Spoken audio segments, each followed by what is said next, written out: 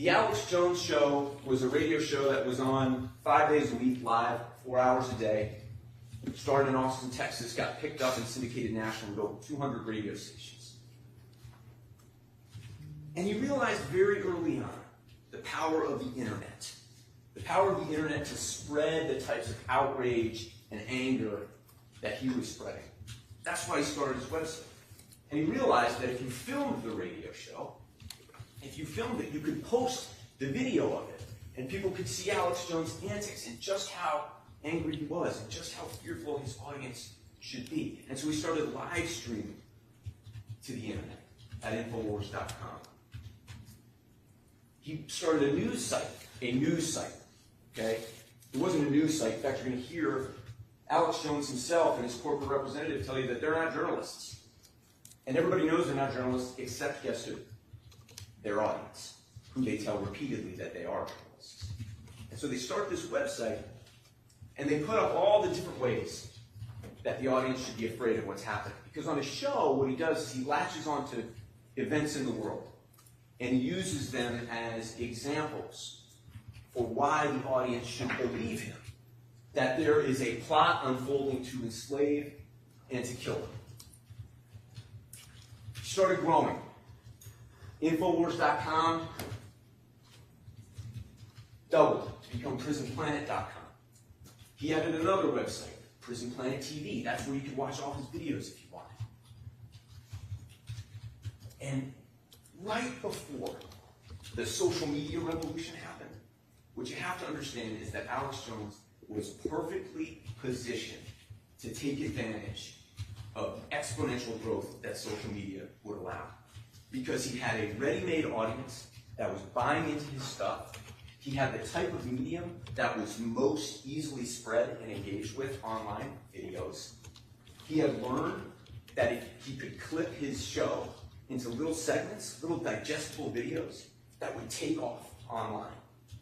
And so when Facebook came around, he went all in on social media. You just look at how many social media accounts he had on Facebook, on Twitter, on YouTube.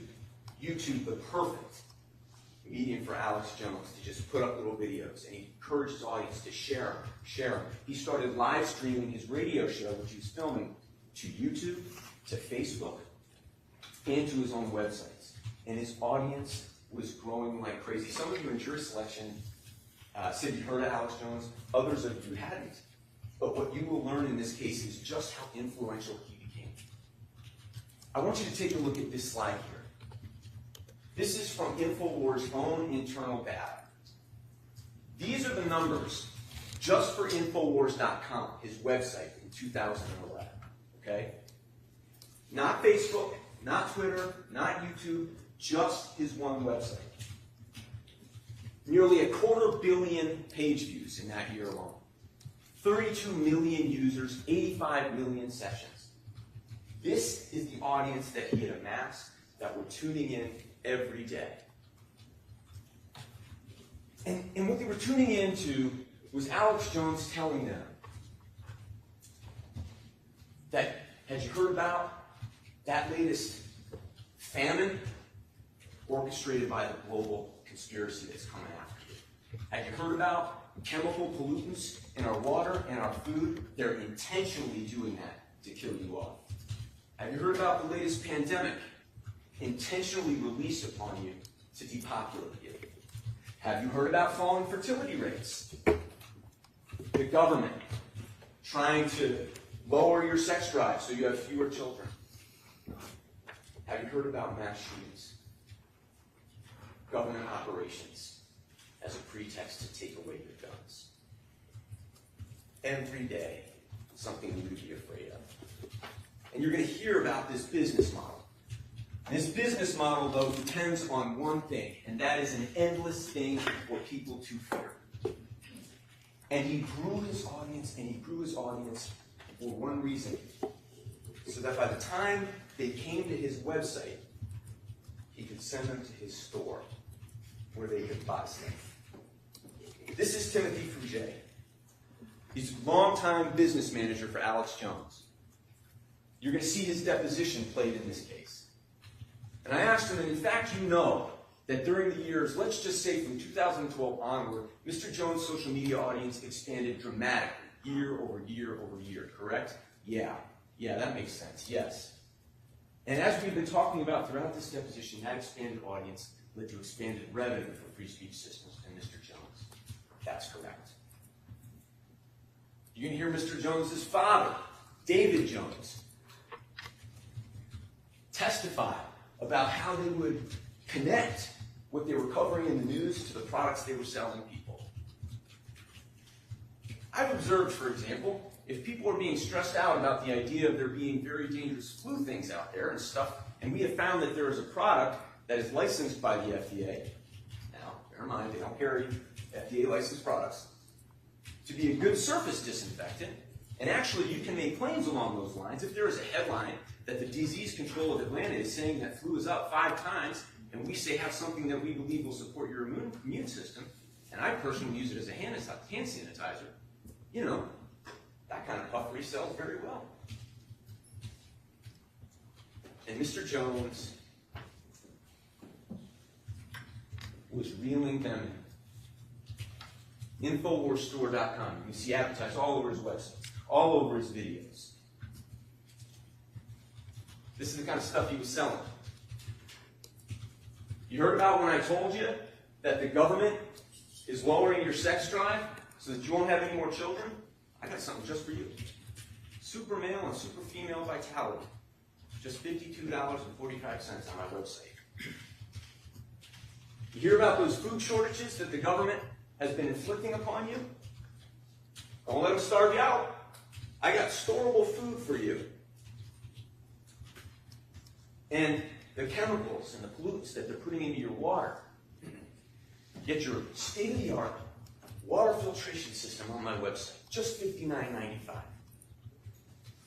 Radiation levels are going up. Another government operation. But don't you know what helps with that? Iodine. Iodine mined from 2,000 miles below the earth crystals. $40. Now what about this? This one I brought up because it's going to show you the kind of profits Alex Jones was making off of his fear. This is a text message from Timothy Fujay, business manager, to Alex Jones.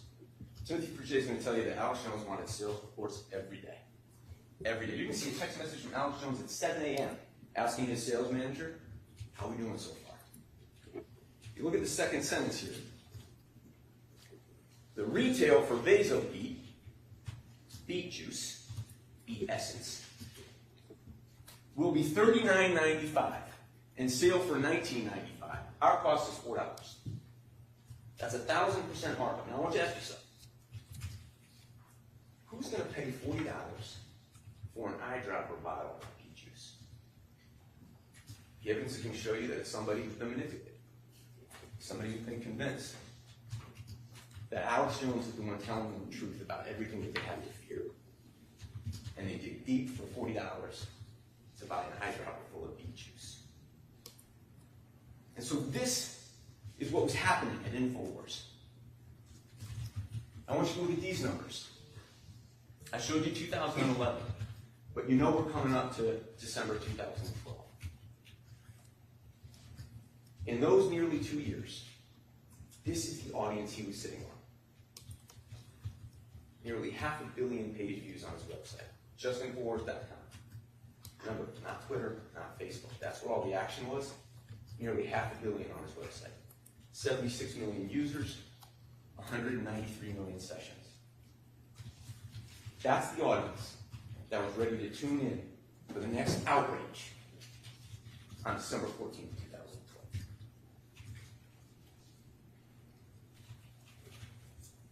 We're going to talk to you a little bit about what happened that morning. All of you know.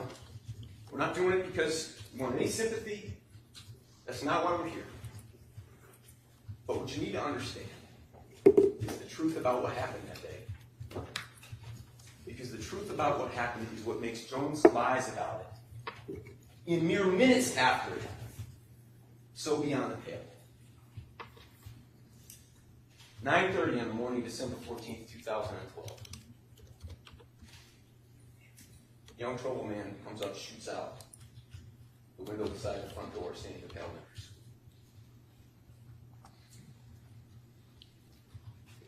Principal Don Hoax and school psychologist Mary Sherlock confronted them a lot. They're killed. Erica Lafferty, Don Hoxcroft's daughter, is a plaintiff in this case. Bill Sherlock, Mary Sherlock's husband, is a plaintiff in this case. He turned left into a classroom full of 6-year-olds.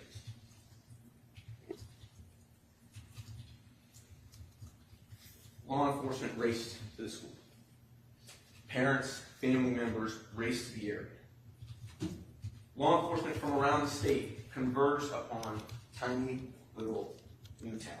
We all stopped, the whole state stopped. I'm sure all of you remember where you were. You're going to hear today from Bill Aldenberg. Bill Aldenberg is a 20-year veteran of the FBI. One of the most accomplished agents in the state of Connecticut, and he was part of the FBI SWAT team that responded to the school that day. Bill Aldenberg is a plaintiff in this case. But where was Alex Jones? Where was Alex Jones when our entire state, our entire country had been brought to its knees? Alex Jones was going on for his 11 a.m. start. 11 a.m. Central, noontime here. The school had been secured but an hour or two before. We're talking about within 3 hours. We're talking about when family members were gathering at the firehouse, not even knowing what had happened to their children inside that school, to their loved ones inside that school. And Alex Jones goes on his show. I want you to look at the date. 12/14/12. He's got all his websites up there. And you're going to see this video. Alex Jones already knew what he was going to say. He already knew. It's exactly what his audience had been conditioned to believe. It was staged. It's a government operation. He yells into his camera, why does government stage these things? To get our guns. Why can't people get that through their heads? And then he said this. They have hit the ground running in a build-up, and I said, this is the attack. Look, people got to find the clips the last 2 months. I said, they are launching attacks. They're getting ready. I can see them warming up with Obama. They've got a bigger majority in the Congress now, in the Senate. They are going to come after our guns, look for mass shootings. And then magically it happens. They are coming. They are coming. They are coming.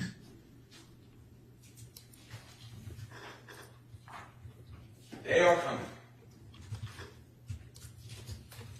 See the fear. The fear is striking his audience. That they would do this, that they would stage, the government would stage this. He had an audience of millions listening to this, trying to believe it. And they did believe it. And Alex Jones, in the days ahead, started settling on the lie. The government staged it. People knew about it in advance. The parents were suspect. They were reading from a script. And they were actors. Actors. Faking their grief. Faking that their children ever lived. All part of a plot, mind you, to strip his audience of their rights. All part of a plot to ban guns. And if there's one thing that scared his audience, maybe more than anything else, it was the idea of being disarmed by a tyrannical government that was coming to enslave them. And so he went all in on it.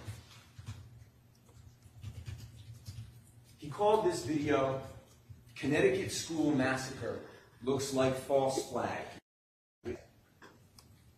You're going to learn that Alex Jones personally titles all of his videos because he wants to design them to get clicks. And you'll see in this video, there's not a single witness who said that.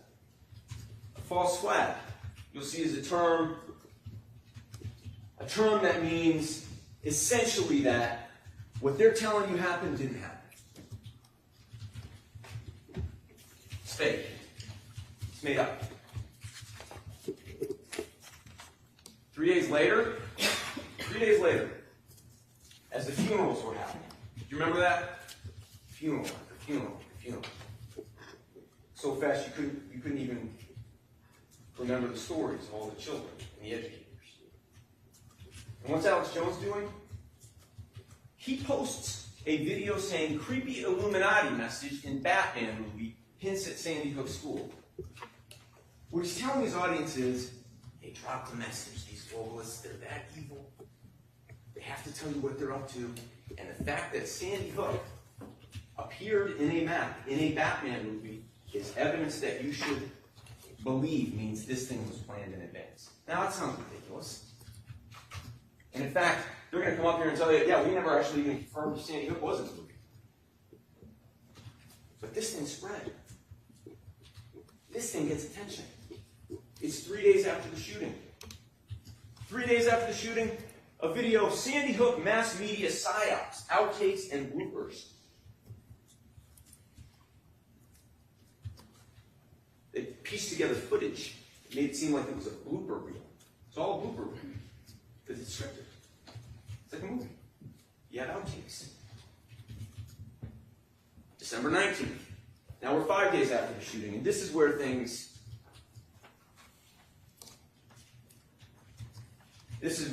really go bad. Because Alex Jones now is making it clear what he was suggesting before. The parents themselves are actors. Father of Sandy Hook asks, read the card. Seconds before tear-jerking press conference. He's talking about Robbie Parker. Robbie Parker lost his daughter, Emily. The night after the shooting, he came out of his church to give a statement to the press.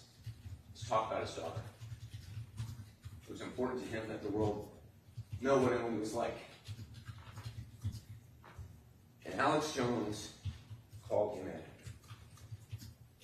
He told his millions of people watching, Robbie Parker's an actor. Look at these numbers just for December. How many of these people came away thinking, this thing's fake, this thing's staged? Didn't stop. We go into January. Now it's clear. They're crisis actors. They're actors. It's all a hoax. January 10th, another one. January 10th, Sandy Hook AR-15 hoax. Still no school surveillance footage. And then on January 27th, we're about 6 weeks out from the shooting. Why people think Sandy Hook is a hoax. And he puts Robbie up there. He slows down the video. Calls it method acting. And I want you to think about what it means to have millions and millions and millions of fear-stricken people who believe that you are part of a plot to take away their rights. What it means to have that many people thinking that about you. Because you're going to hear that they were outraged. Why wouldn't they be? These people must be the scum of the earth, pulling a fraud off on the American people to take our rights away, these actors. They need to be exposed. And that's what started happening. You can see, days after the shooting, Alex Jones's listeners latched onto this. The harassment started. Funerals needed to have security.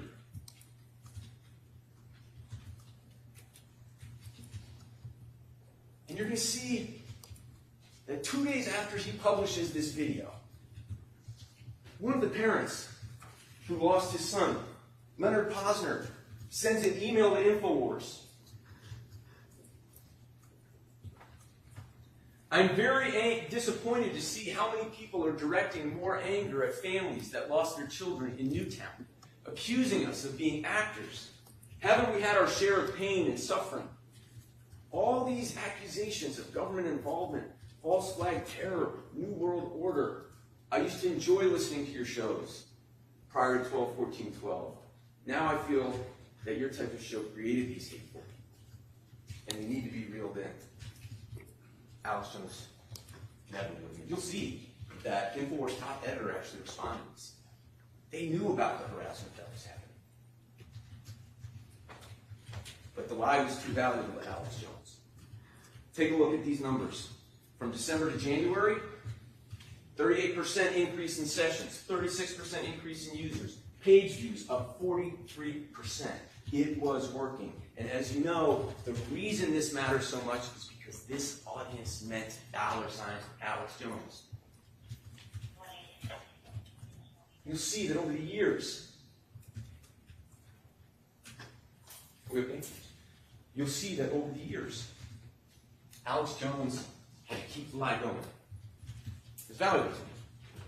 In 2014, this is 2014 now, a year and a half after, he started to enlist people to help him. This guy named Wolfgang Halbig on the show with Alex Jones. Wolfgang Halbig's a guy from Florida. Alex Jones had him on to say that Sandy Hook was a hoax, that it was an illusion pulled off by the Department of Homeland Security. You'll see Wolfgang Halbig coming repeatedly up to Connecticut. Infowars would cover him. Alex Jones would send people to his website asking to support him financially. The website was full of all sorts of hateful stuff harassing the parents. That's the kind of guy that was useful to Alex Jones. Dan Badandi, an Infowars reporter, former professional wrestler, came up to Newtown with Halbig. They sent him up here with the camera crew. You'll see him harassing people on the street, harassing town officials, saying that Sandy Hook was an inside job and that they were covering it up. So this is 2014. Now I'm not going to show you all the videos. Just one moment, Attorney. Yeah, sure.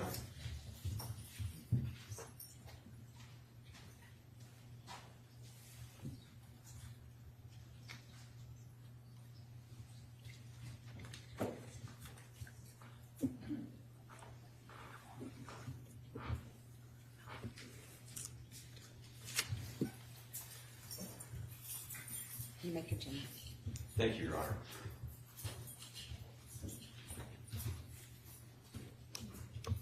It's 2014. This is Alex Jones mocking the parents. He's pretending to cry, just like he said they did. You got all these parents, not just one, but a bunch of parents, coming up laughing and doing the fake crying. And he had Wolfgang Halbig on to say that the FBI, actually Infowars said this, and they just wanted Halbig on to talk about it. FBI had said nobody was killed in Sandy Hook. It's a lie. You'll see it. It's a lie. They admit it. Went into 2015. Alex Jones calling it a total hoax. How do you even deal with a total hoax?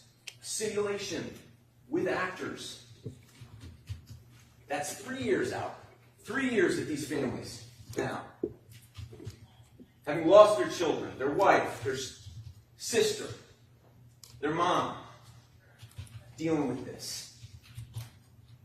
2016, this one, he says is his final statement on Sandy Hook. It's not. And I want to be real clear here. If Mr. Jones had just stopped in December, a lot of the damage would have been done. Because he was sitting on that audience, and once you send that lie into the world, you ever heard that expression? A lie will make itself halfway around the world before the truth can even get its pants on? But he kept going. In this video, he says, but my heart does go out to the people I see on the news who say they're parents. The problem is, I've seen soap operas before. And I know when I'm watching a movie, and I know when I'm watching something real.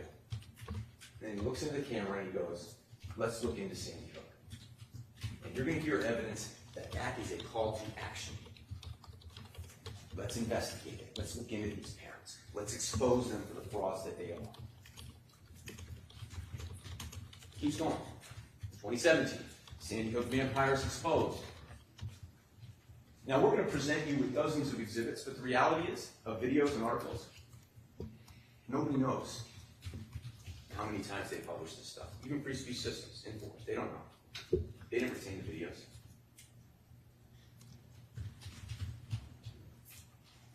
This is Alex Jones in 2021, saying maybe he was right all along. 2021. I want to take you through just one example. Just one example that you can see real clearly about how Alex Jones was cashing in on the misery that we suffered here. Remember the video I told you, FBI says no one killed at Sandy Hook?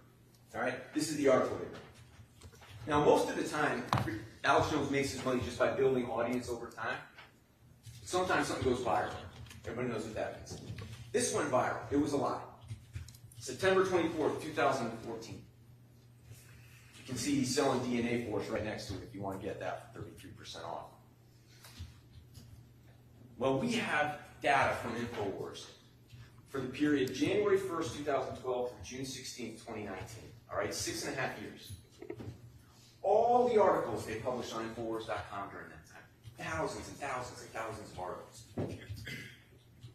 This article was the second most popular article landing page on the site during that entire time. What that means is people access the site directly to this article.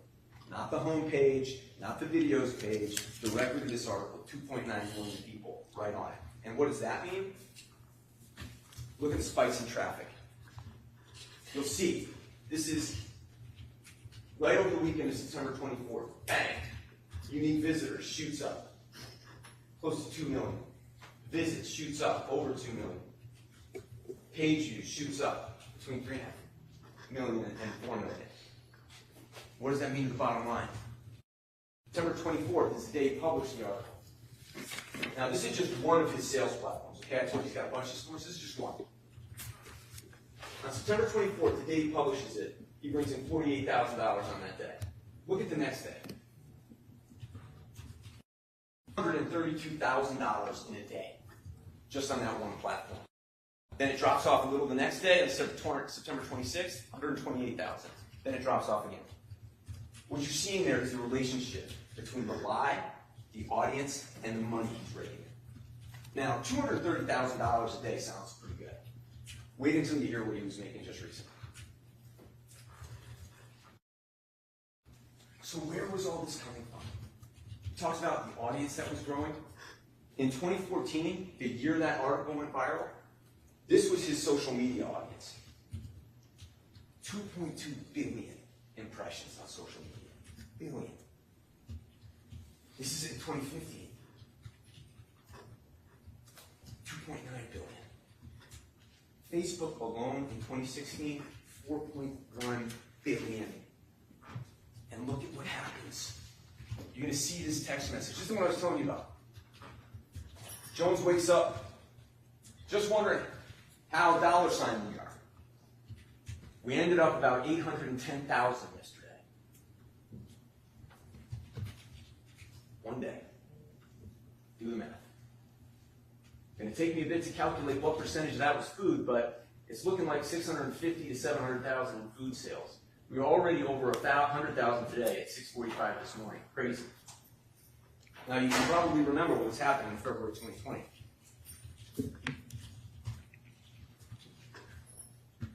Alex Jones and that fear was kicking in. But the audience that allowed him to deliver this kind of money into his pocket was built in the years before. The audience that he built during his Sandy Hook campaign was paying off. Emoji, emoji, emoji. In the years 2014 to 2016, 9.2 billion impressions on social media, 1.5 billion on YouTube, 2.95 billion on Infowars.com. He started adding stuff to his platform, his empire. He added more websites, band.video, all the little video segments you could ever want. News Wars set it up as another website like Infowars. Infowars Europe. Alex Jones went international. He still had the Alex Jones show, and he added another show, the War Room. And of course, his social media presence, which we talked about, exploded. Those are all the social media platforms he was on. Yet every single platform that he was on, driving this message, sending out the word that these folks were frauds and actors, send them to a store. Infowars store, InfowarsLife.com. You can find his products on Amazon. You can find his products on eBay.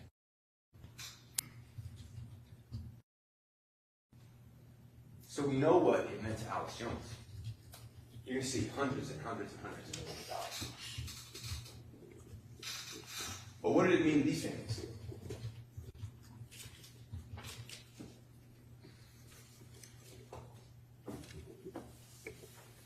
They were defenseless. They woke up one day, they were just living their lives. Getting kids off to school, fixing lunches, going to work, coming home, letting the dog out, just like all of us. And it all stopped. It all stopped, and they were defenseless. They didn't have the platform that Alex Jones had.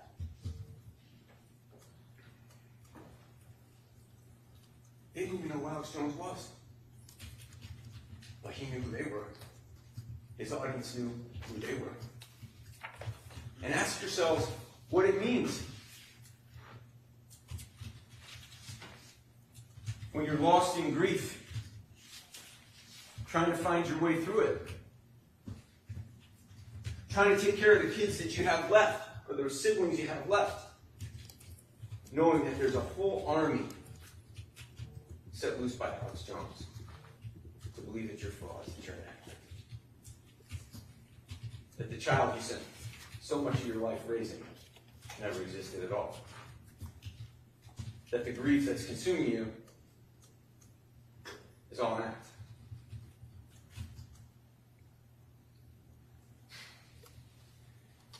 They didn't have enough time with their family members. Like, nobody does, but what they had were memories.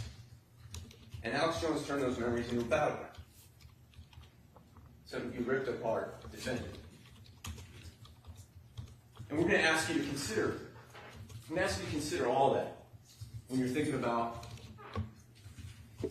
the type of harm and damage that they suffered. But here's the reality. None of them wanted to bring this lawsuit. They don't want to be here. We trust you to decide what's appropriate here, what justice is here, because you've been through tragedies and hardships in your own life. You know what it means.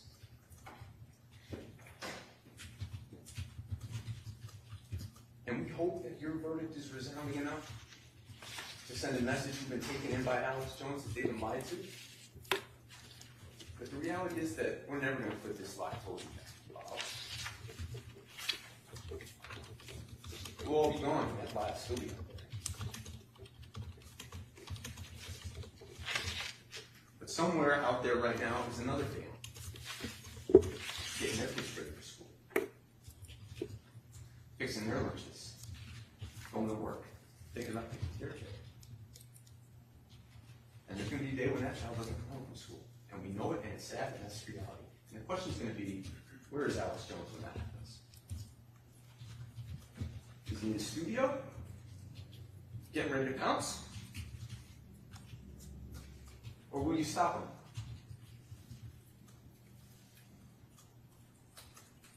That's going to be in your hands. And when we get all done with all the evidence, we're going to come back and we're going to ask you to stop. Because that's what justice is in this case. Thank you. Thank you, Your Honor. Attorney Pattis? Thank you, Judge.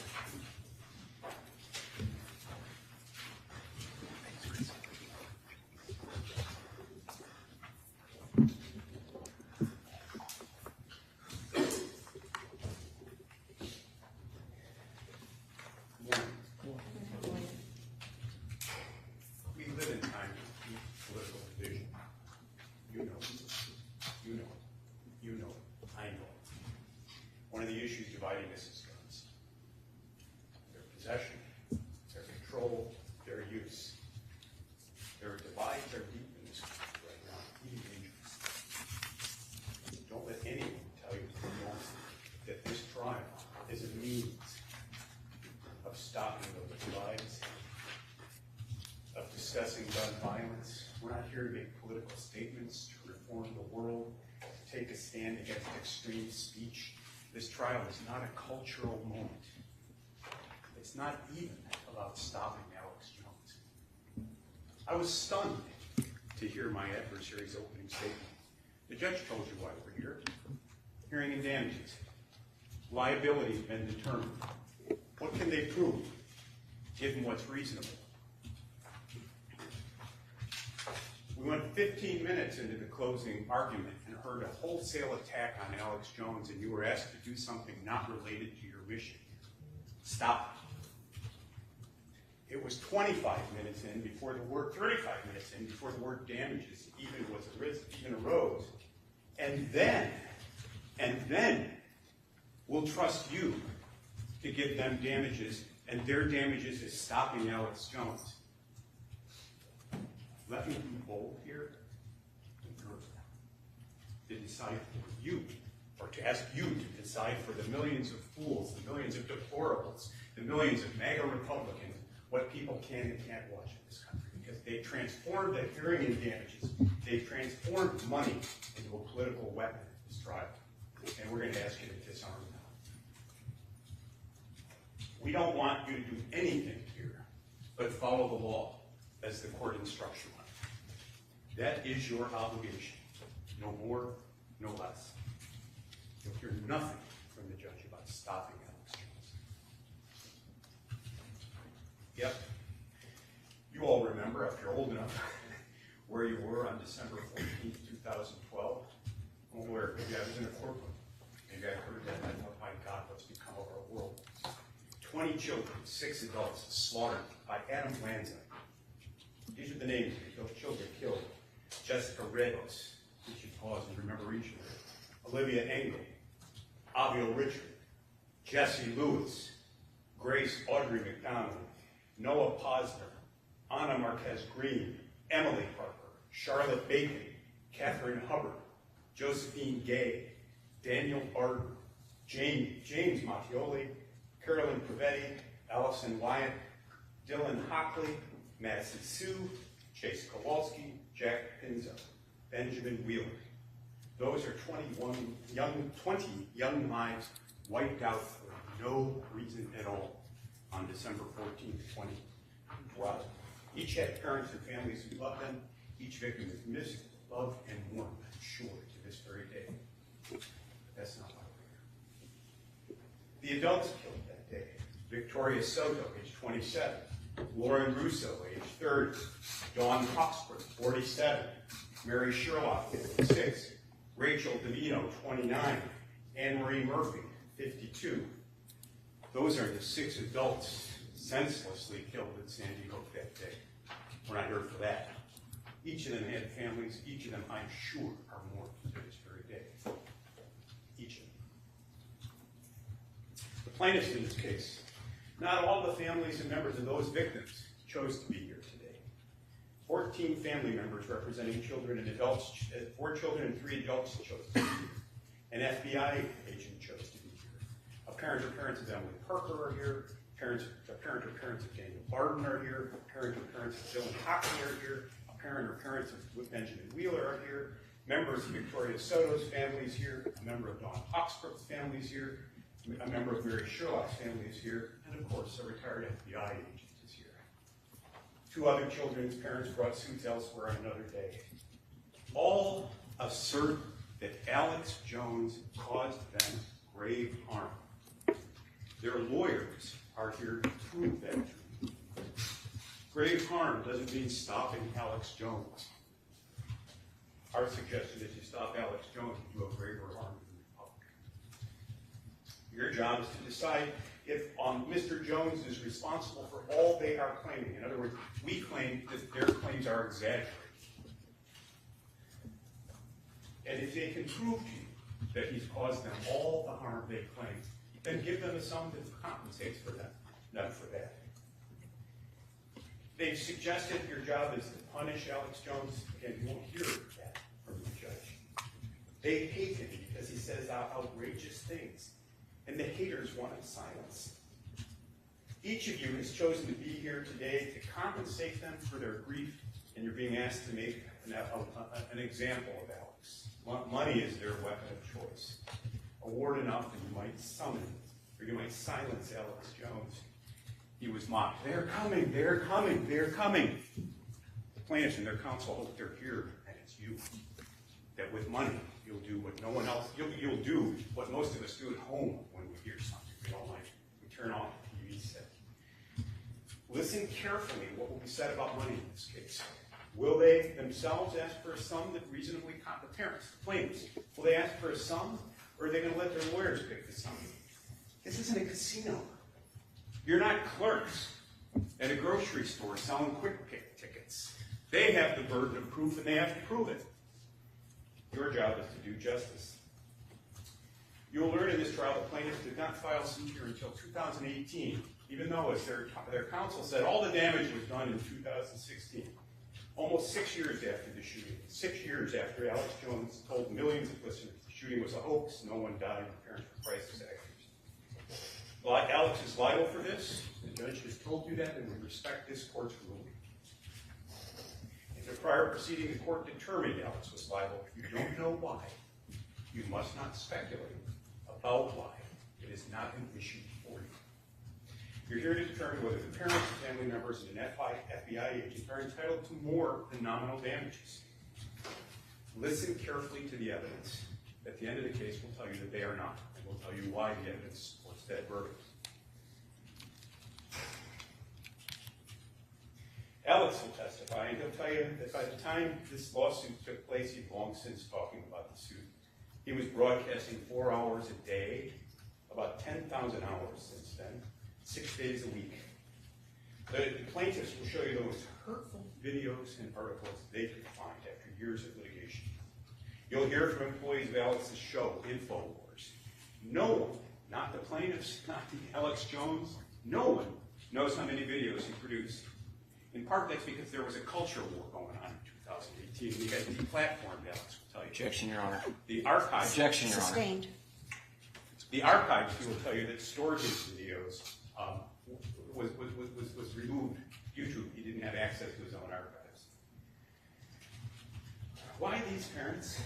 Why not the children of the others who never filed suit in Connecticut or Texas? You will learn that each of the parents and family members here transformed their grief and rage over the death of a loved one into a powerful and effective motive for opposing gun violence and promoting school safety. And who can blame them? Who can blame them? They're members of interest groups, they hold vigils, they testify before Congress and state lawmakers, they've become partisans. They've walked into a divisive debate about guns and the Second Amendment and the extent to which the state should be more aggressive in making us safe from madmen. Do they overstate the harm that Alex caused them because they want to silence him for political reasons? Because he disagrees with their point of view? I would suggest to you that is the case, and we'll argue that. Matter of objection. Sustained. Maybe a sidebar, please. Just one moment, please.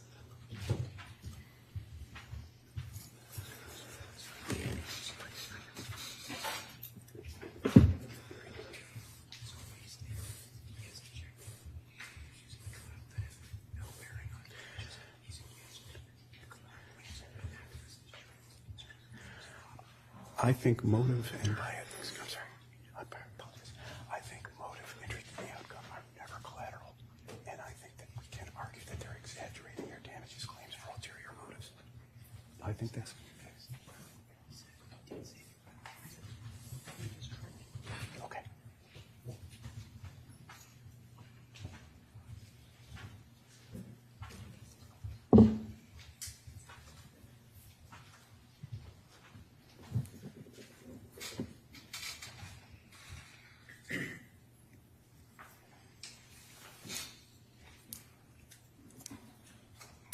Our contention, to be clear, is that the damage claims here are exaggerated because of the idiosyncratic motives of the plaintiffs, transforming their griefs into political weapons.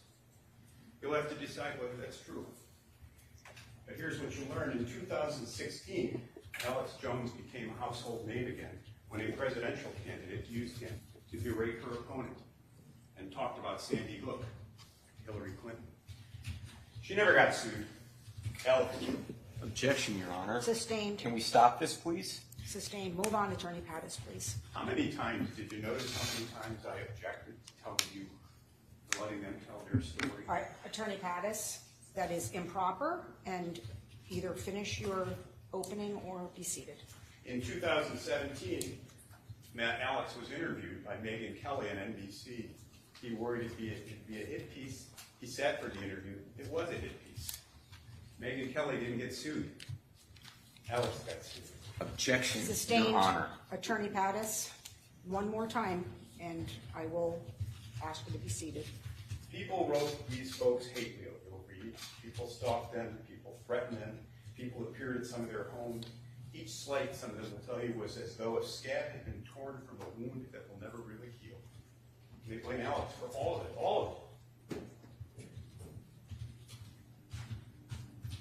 You've heard some of the things that Alex uses to spread fear. When Alex testifies, he'll tell you, he had on his show a man named James Tracy, he's a co-conspirator, Alex, they'll say, a professor who questioned it. James Fetcher, who wrote a book, No One Died at Sandy Hook, another co-conspirator that Alex is responsible for. You already heard about Wolfgang Holbig, another co-conspirator that Alex is responsible for. Stephen Piesnik, a man with shade who claimed ties to the intelligence community, another conspirator that Alex is responsible for. And all the unnamed and unknown persons that they will tell you about, but won't be able to identify. At the center of this web of lies and deceits sits Alex Jones, the bag man for conspiracy theory, poster child for the battle for the truth. Meanwhile, Alex will tell you the internet remains awash with folks who think the CIA killed Kennedy, 9/11 was an inside job, and COVID was a pretext for government control of our lives. At the end of the case, you'll be asked to evaluate the evidence and ask what exactly they've proven. That it hurts to lose a loved one. The world is filled with unhinged people. We're becoming a failed state. Alex is bold, loud, brazen, often offensive, and a liar. We're keeping score on our side how many times they use the word lie. It's 8 so far. Liar, liar, pants on fire. They can't shout enough. We could respond by saying, and I ask you to consider this each time you hear the words, 6 and stones may break my bones, but words will never hurt you. When did political debate become toxic? What will they prove and how? You will see videos of Alex ranting, raising questions, poking holes at things we all accept. You'll hear and see news stories. You'll hear and have heard about his reach. He spreads fear. Does Alex go out and create his viewers, or is he the canary in the coal mine, responding to something you feel in the world that something's not right? Do they get to turn him off for you? Is this about stopping Alex Jones, or is this about their proving their damages? He'll be asked to conclude that because he caused the anonymous and almost always unnamed person to harass the plaintiffs, they need millions and millions, maybe tens of millions of dollars. Seriously. Who's Alex Jones? He's a mid-40s Dennis the Menace. Remember the cartoon character? The kid who was always in trouble doing more things than he could? That was Alex. Now he's in his mid-40s. He's got a television station. Some people find him entertaining. Some people find him informative. Most of us just ignore him. He moved from Dallas, Texas to Austin, Texas as a young man and became a cable TV phenom. Soon he was broadcast coast to coast, questioning what we all know to be true about the government's killing of 80 folks at the Branch Davidian compound in Waco in 1993. What happened at Ruby Ridge when government agents killed Randy Weaver's wife and child in 1992. He raised questions. Did Timothy McVeigh act alone, or did he even cause the devastating bombing at the Murrah Building in 1995 in Oklahoma City? It killed many children, wiping out a daycare center. He called the bombing of the World Trade Center before Osama bin Laden bombed in 2001. And he'll say, what was the government not seeing that I could see from a small radio studio in Austin? And he'll tell you, if he's permitted to, about the Trilateral Commission, about world government, about the Chinese plans to take over the world. He'll tell you about globalists. He'll tell you that he thinks there are big money, big tech people seeking to exert control over how we live our daily lives. Long before you were reading news stories about artificial intelligence and big tech, Alex was screaming about it. He's an angry populist warning you about the loss of significance in your own life. Ever heard of Davos or the World Economic Forum? He'll tell you about that. Or Klaus Schwab. He's just written another book, The Great Reset and the War for the World. Bestseller on Amazon. Objection, Your Honor. They'll tell you this. Overruled. The answer to 1984, Orwell's classic, he tells you it's in 1776. It's a serious message. It's not a lie. We live in deeply divided times, and plenty of people think 1776 is the answer to the 1984 we are becoming. He's also the guy who worries that the chemicals in our water might be turning frogs gay, that weather balloons are secret government weapons, that trails from airplanes are seeded with toxins that are destroying and controlling us, that Hillary abuses children, that pedophiles run the government, and that people actually eat babies to remain forever young. Which of these messages do we take seriously enough to regard him as a threat we should shut off? And at what point do we regard him as the crank on the village green, a person we can walk away from if we choose to? He's an ordinary populist who fears the rights of ordinary Americans will be swallowed whole by big business global billionaires. He thinks we are on the cusp of slavery, I'll tell you. But to be enslaved, we must first disarm the people. The Second Amendment must be dismantled. You saw yourself the controversy over the U.S. Supreme Court's decision just the other day. He fears that government will seize any pretext to disarm us. And so on 12/14/2012, he saw a plot, and he did the unthinkable to a grieving parent. He questioned the pain of confinement, and for this he must be silenced. That's what this case comes down to. We silence and historically have silenced the unusual, seer, madmen who tell us things too uncomfortable to bear. If you try to silence Alex Jones in this case, you'll be asking Big Oil to silence Greta Thunberg and her concerns about climate change. Don't fall for the political narrative here. You object to the continuing suggestion that... Sustained. Thank you. Continue, Attorney Pattis. Alex will testify. He will tell you that he's apologized. He will tell you that he's grown weary of the expense and time this litigation has consumed. You'll see a video of him erupting on air, so frustrated he's beside himself. I killed the children. I killed them. I went into the school. Bam, bam, bam, bam. Shot each one of them. Yep, that's right. When I go out on the street, people forget Adam Lanza was the killer. They think it's me. They've made a scapegoat of Alex Jones, a whipping boy. We will ask you for justice here and put an end to our 10-year preoccupation with Sandy Hook. No one on my side of the aisle will minimize for a moment what these people lost. It is unthinkable. But what you stand to lose with a verdict that silences Alex Jones is unthinkable as well. It's a marketplace deprived of a voice you should have the choice to hear. You will make the world a better place by returning a modest verdict here. A verdict that acknowledges the distress the parents felt, but a verdict that also states an inconvenient truth. All that these parents have suffered does not transform them into oracles that let them determine what you should and should not be able to hear, do, and say. Money is their weapon. Follow the law, we will ask you. Disarm them. First they came for Alex Jones. Who's next? As you will recall from my preliminary instructions, opening statements are not proof. They're not evidence. They are simply statements of what each party hopes to prove. Also, you saw that Attorney Maddie objected during the opening statement. A lawyer has the right and sometimes the obligation to object, and you should not hold it against Attorney Maddie or Attorney Pattis when he objects if the lawyer makes objections, regardless of whether the court sustains or overrules the objection. So we are going to take a 10-minute recess. I'm going to excuse first Mr. Ferraro, and I am going to stay on the record to deal with some housekeeping issues. All right? During this recess, remember, you are to abide by the rules of juror conduct that I went through in excruciating detail. Okay? So we will see you shortly, and I will remain on the record.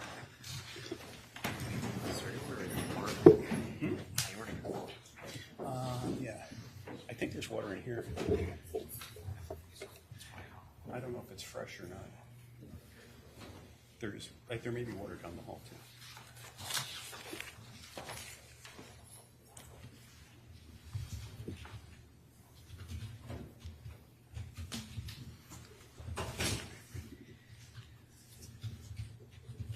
Please be seated. So 10-minute break gives us 25 minutes. I plan to start and go that 25 minutes before the lunch recess. I'm going to maximize each day the best that we can.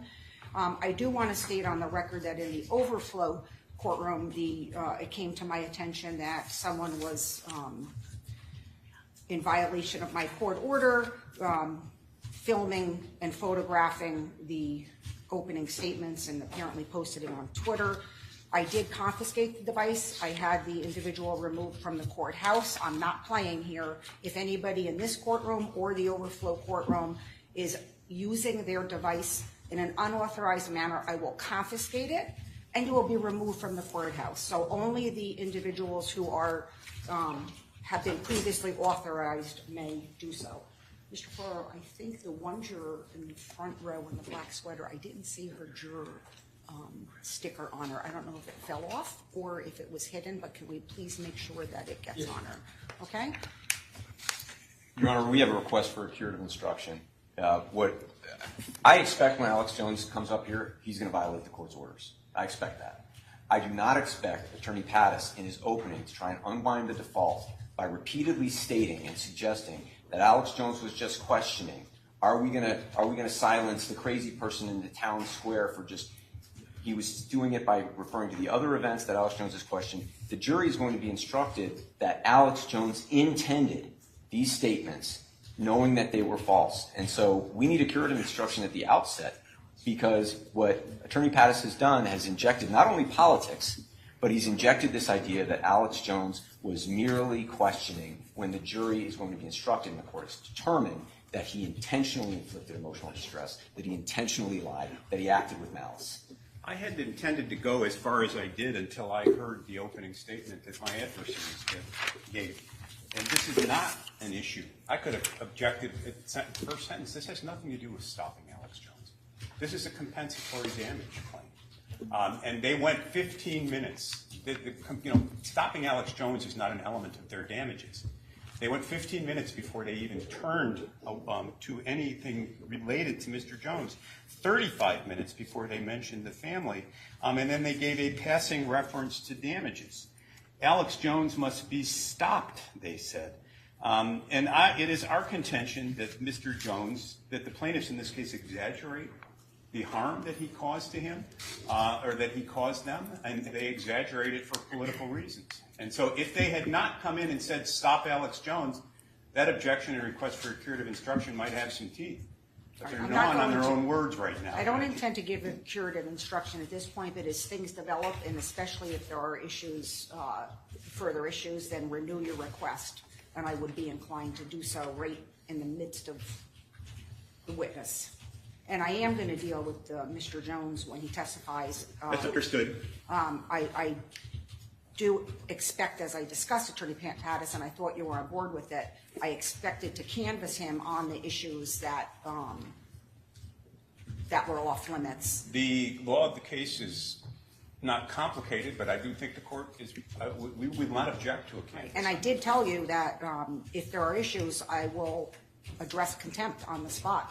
Well, I mean, I don't Well, have any Attorney reason to believe Pattis, you'll I'm be just telling you. contemptuous, Judge. I'm telling you now. I believe you said the last time that you can't remember your exact words, but something along the lines, I thought, that you weren't going to be able to control what he said. So I'm just laying it out there now, putting everybody on notice. So I know you'll do your job, Attorney Pattis, and explain to him what is off limits. All right, so we will now just take a 5-minute recess, which is basically be a bathroom break, and we will have, looks like 25 minutes before the lunch break. Yes, Judge. All right? Thank you, Your Honor. Recess. All right.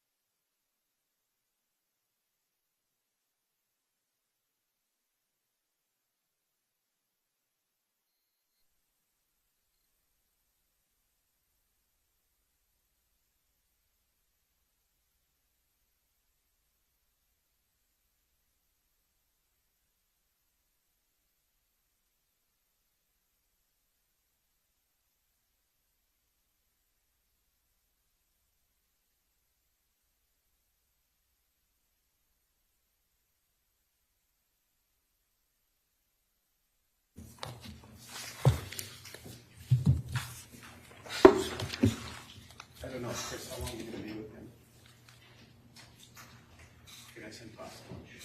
Yeah.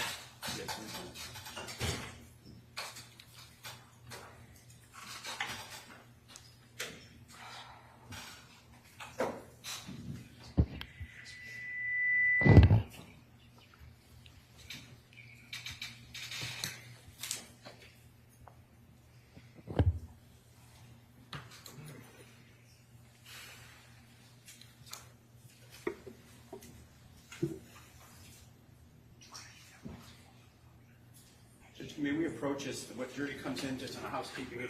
Sure, they're gonna be in any second, but okay. Yes, sir. I just want to get something on the record. I was led to believe I was going to be told the witnesses that were coming on each day. I was surprised in the opening to hear about Oldenburg. I'm ready for him, but I thought it was going to be paused first.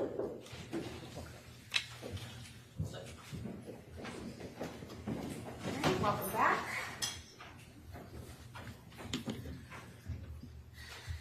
Some of you have water now. Yeah, sure. So I'm watching you with particular interest because there's two types of juries. Those who take the same time or those who mix up a little bit. The lawyers know this, so I was sort of wondering. I think I have you guys figured out. So let the record reflect that the entire jury panel is in the jury box. We're just about to start the evidence. We're only going to get maybe 15 minutes in before our required 1 to 2 hour lunch break. But what we'll do at this point is we will hand out the notepads, Mr. Ferraro, and the utensils for anyone who's interested. If you're undecided, you could take one and not use it. You'll let Mr. Ferraro know. The only thing is, please make sure that you write your name on the outside cover. And as I said, after every break, every recess, end of the day, Mr. Ferraro will get them, secure them, and no one will look at your notepads. And just take a moment when you get your notepad, if you're taking one, to please write your name on the cover so we don't have any issues redistributing them.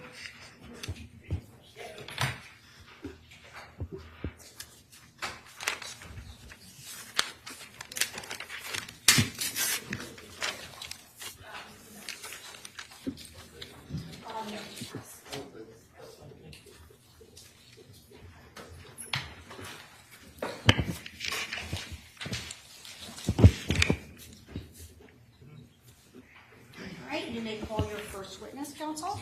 Oh.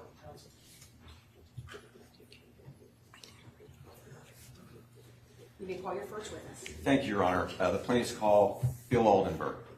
Very well.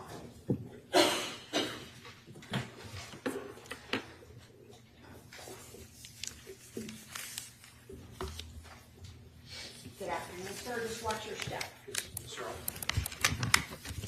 Make yourself as comfortable as you can. I solemnly swear or sincerely affirm that the evidence you shall give concerning this case shall be the truth, the whole truth, nothing but the truth. So help you God, or upon penalty of perjury. Yes, sir. You may be seated. And sir, I just need you to state your name, spell your last name to the record, and the town in which you live. Sure. My name is William Aldenberg, Aldenberg, and I live in Sturbridge, Massachusetts. Thank you. All right, sir, I see you brought your own water, otherwise I would offer, and you could always refill if you need. There should be, is there a picture down there? Yes, Your Honor. Yeah. So Thank you help you. yourself at any time, and you may inquire whenever you're ready, counsel. Thank you, Your Honor, and good afternoon, Bill. Good afternoon. Bill, I just want to orient the jury. Am I correct that on December 14th, 2012, you were a member of the FBI SWAT team in Connecticut that responded to the San Diego school? Yes, sir. And you're also a plaintiff in this case? Yes. Okay. Bill, why don't we start by having you tell the jury a little bit about yourself? And I should also say, you're not here in your capacity as an FBI agent, correct? No, to clarify, people keep saying I'm retired. I'm not retired. You're not retired? No, sir. Right. But I'm here in my personal capacity, but I am an FBI agent, but I'm here in my personal capacity. Okay. And I just wanted to make that clear. So please, would you please tell the jury a little bit about yourself, both your personal background and your professional background? Yes, sir. My name is Bill Aldenberg. I currently work for the FBI. I grew up in north of Boston, in a town called Linfield. Good, I'm having a hard time hearing the witness. I grew up in a town called Linfield, north of Boston. I went to Norwich University, graduated in '91, degree in criminal justice, was commissioned in the Army Reserve. Spent 14 years in the Army Reserve as an infantry officer. In 1998, went to the police academy and became a police officer in my hometown. And in 2002, July 2002, I went to the FBI Academy at Quantico, Virginia, and became an FBI agent. I'm married. My wife and I have been married for 24 years, and I have 3 children. Son who's in graduate school, a daughter that's in college, and my youngest is in 7th grade. Bill, I can see that just taking the stand is emotional for you today. Yes, sir. We could take a break at any time that you'd like. Good, thank you. You've testified many times as an FBI agent in the past, right? Well,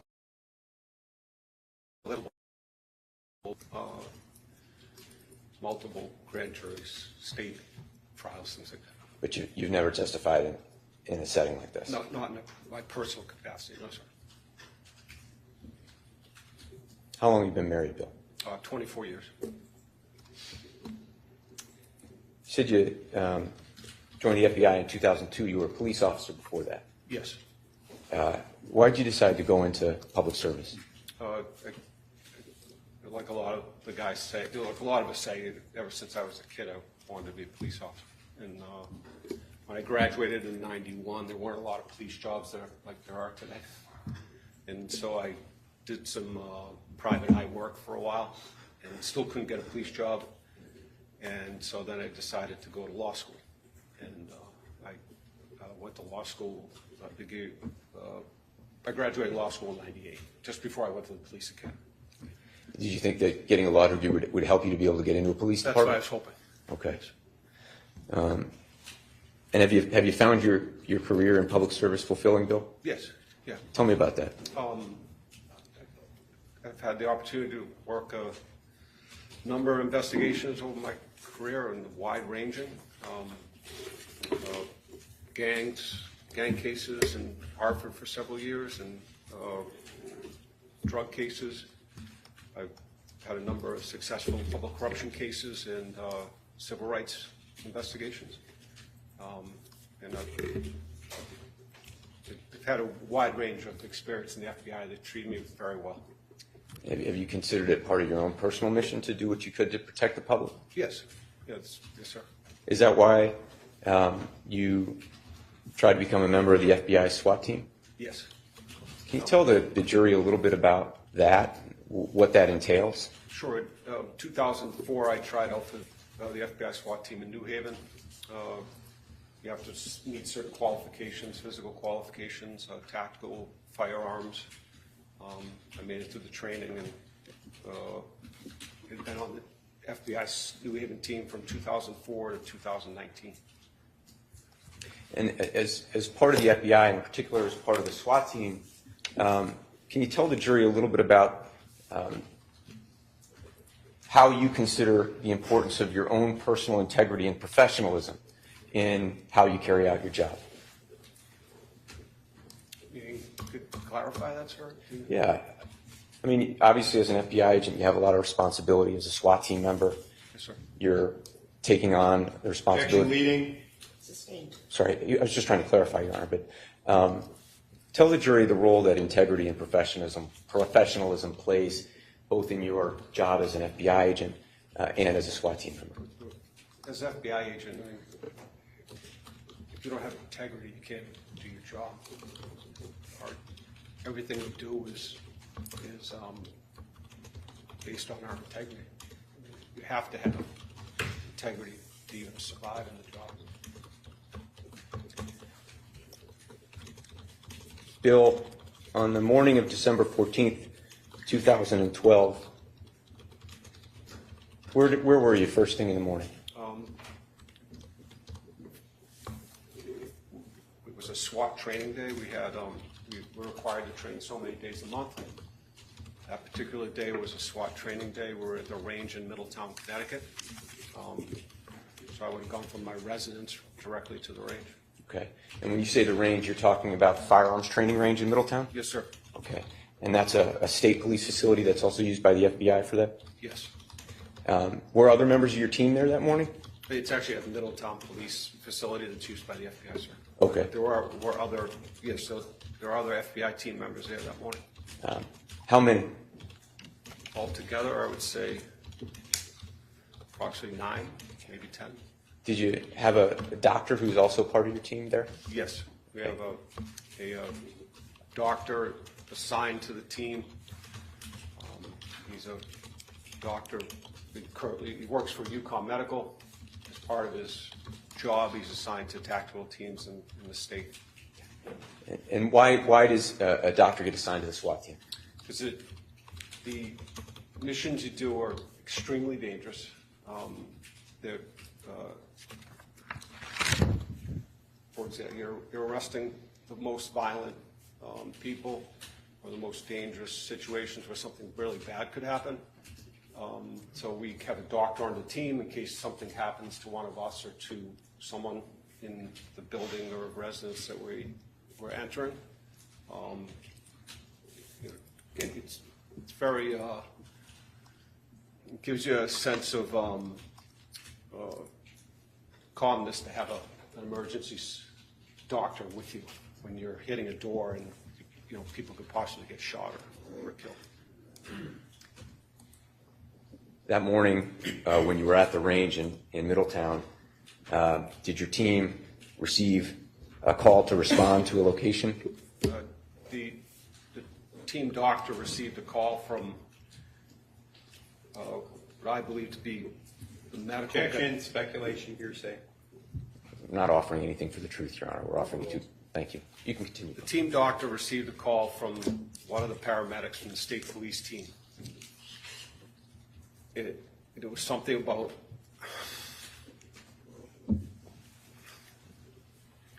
something in Newtown. That call came into the team doctor? Yes.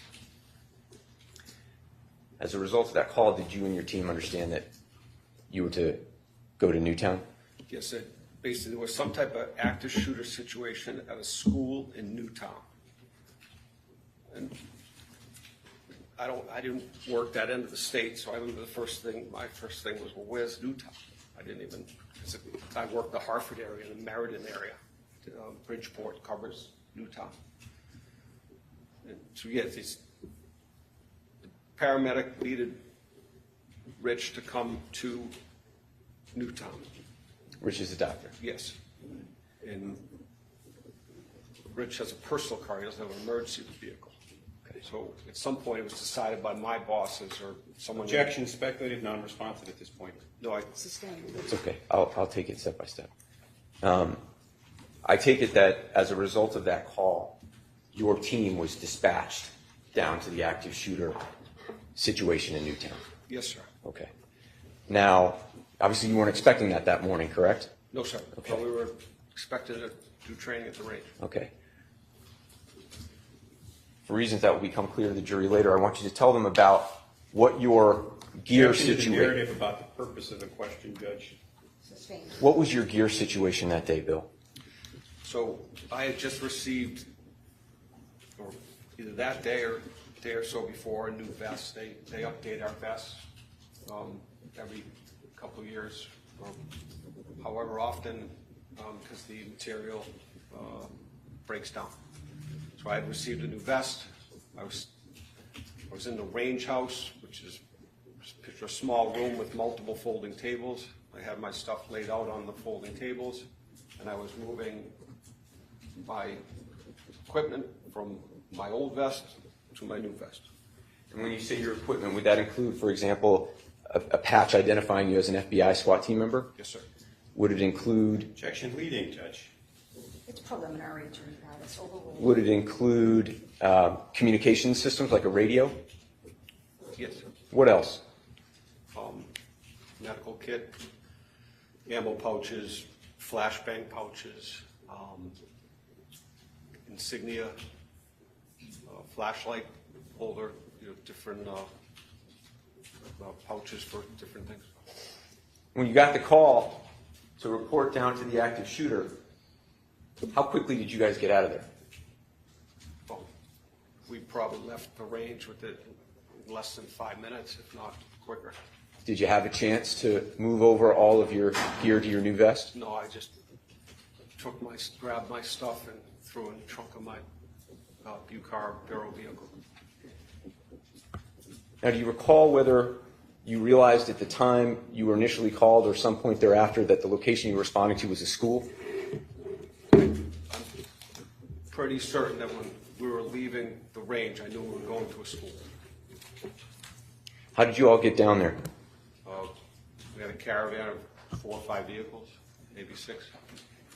Can we pull up Exhibit 402, which has been admitted as full, please? What was the number, sir? 402. Thank you, sir. Can you just blow that up, please, Pratik, if you wouldn't mind? Bill.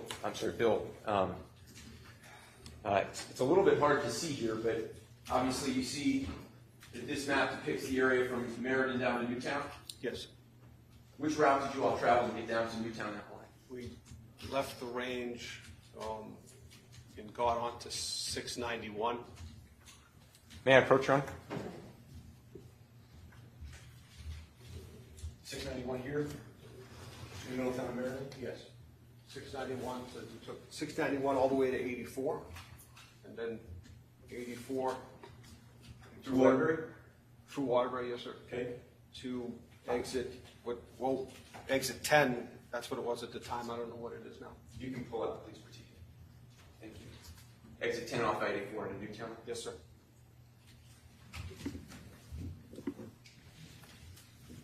How fast were you traveling to get down there? Objection relevance, Judge? Overruled.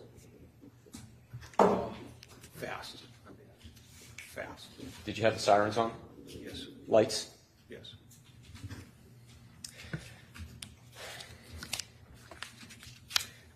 When you got off the exit to Route 10, am I correct that at that point you were traveling to Sandy Hook Elementary School? Sorry, sir? You were traveling to Sandy Hook Elementary School? Yes, sir. Can we pull up exhibit number 401, please? Just if you could. You see the intersection there, Bill? Yes. You recognize this intersection? Yes. What's this intersection on? It's the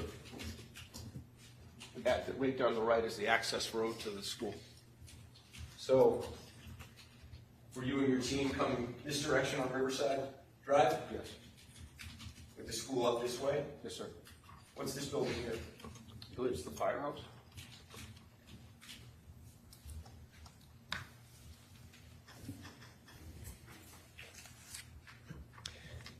Pull up exhibit number 399, please. Thank you. And if you're looking here, Bill, at exhibit 399, you recognize what's depicted here? Yes, sir. The building you just referred to as the firehouse, is that this building here in the upper left quadrant? Yes. Coming down to the access road here? Yes. To Sandy Hook School? Yes, sir. Am I pointing here to the front of the school? Yes.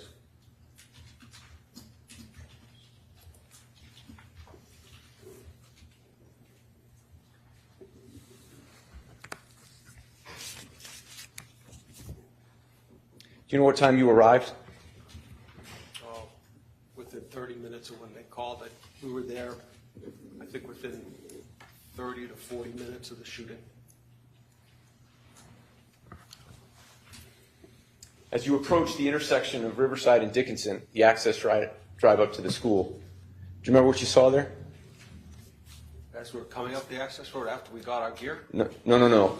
When you were approaching the intersection at the firehouse. Oh, I just remember there was a lot of cars and a lot of people. Okay. And what did you all do next? There were 4 of us that pulled our vehicles in at the bottom of the access road by the firehouse. And then what? We geared up and we were waiting for directions on what to do. We were waiting to hear from our team leader. They instructed us to go up the access road to the school. When you say you geared up, That would include, I take it, all the tactical equipment you had? Yes, sir. Okay. Rifles, Yes, sir. helmets, Yes, sir. Kevlar vests? Yes, sir. Did you have all the equipment you would normally have on you at that time?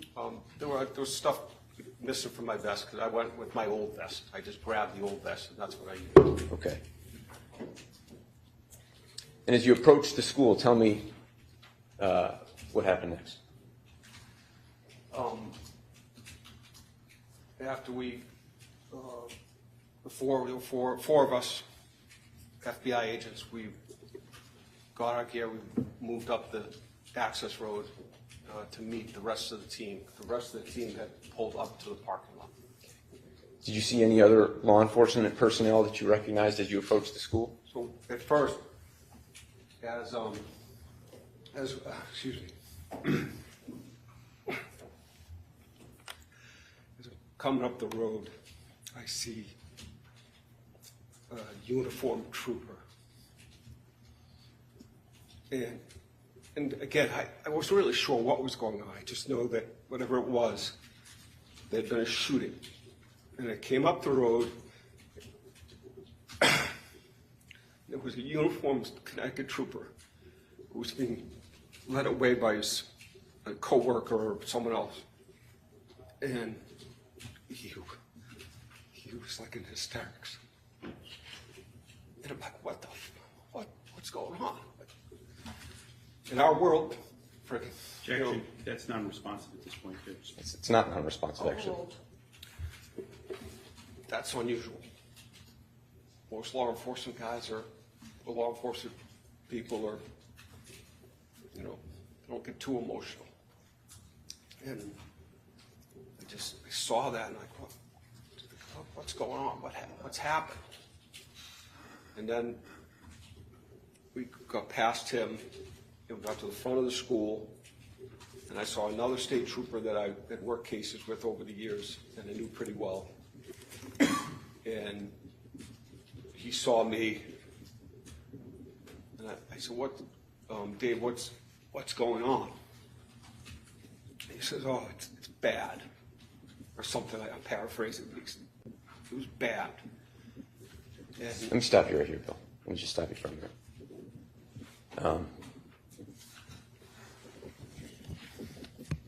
Attorney Matty, might this be a good time to break? It's be a fine time, Judge. Thank you. Okay. So we will take the luncheon recess now, 1 hour. It is imperative that you abide by all the rules of juror conduct that I told you. For those of you, I don't know if it's raining anymore, but for those of you who are venturing outside of the building, make sure that you take the route that Mr. Ferraro tells you about, and you'll avoid, of course, anyone connected with this case or the media.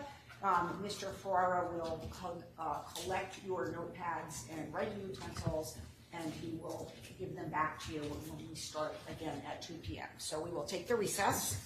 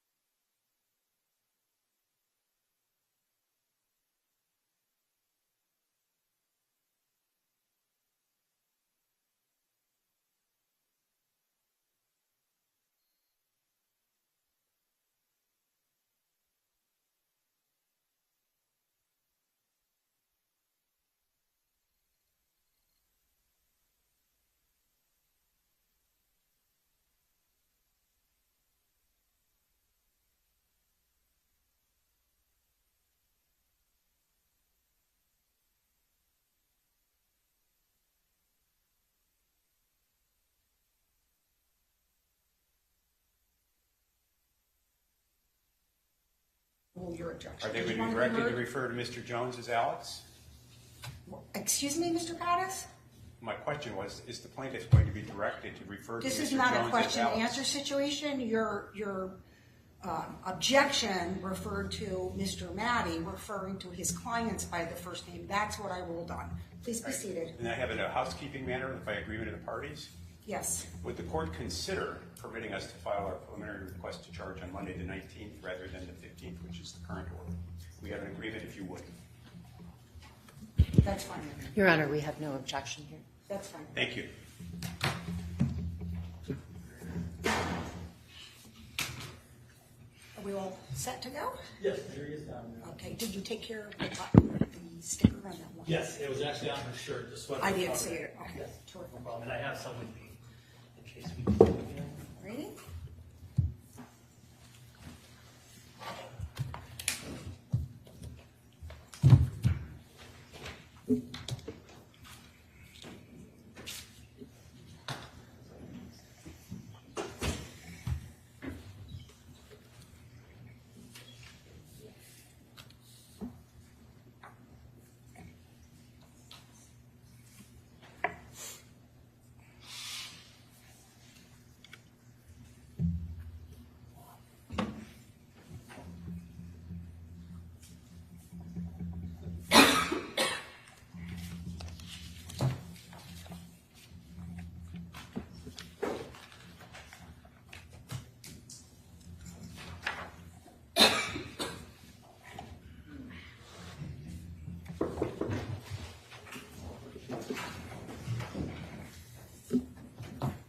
Welcome back.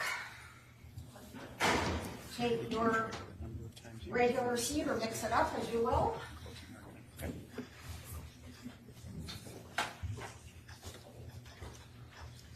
Yes, I know all you out there and hating men can hear that. Welcome, Anna Merlin. I hope you're enjoying the trial. All right, counsel stipulate that the entire panel has returned. Yes, sir. Mr. Ferraro is redistributing the notepads.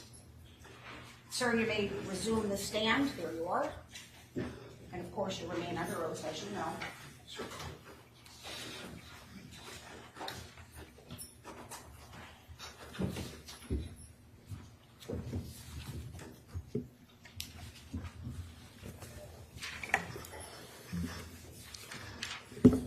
Sir, Matty, whenever you're ready. Thank you, Your Honor.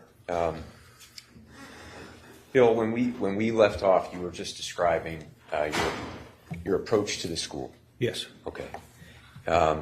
And I think after you were describing seeing some of the troopers who were coming down from the school, you were about to talk about meeting up with the rest of your team members. Can you just continue from there, please? Yes, sir. So, let's put the photo up. You want the photo up? Yes. Let's put 399 back up, please.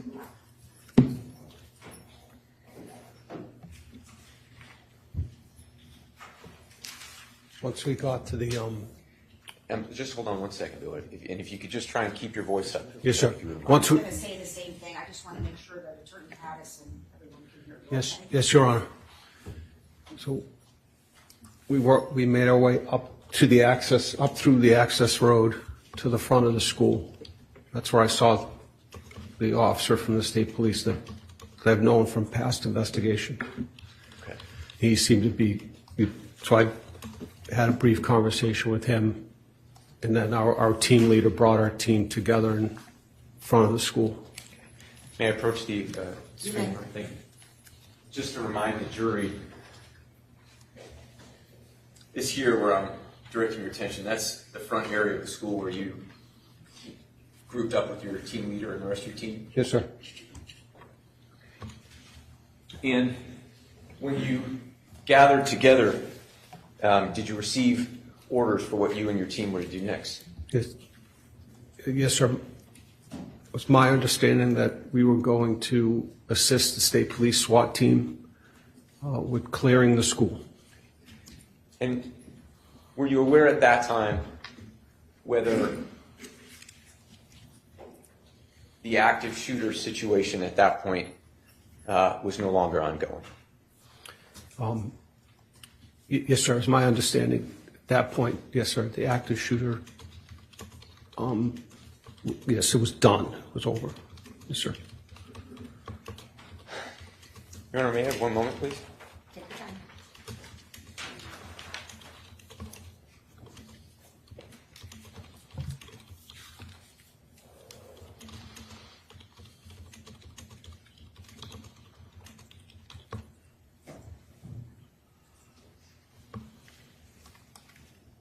Thank you, Your Honor. Bill, I am going to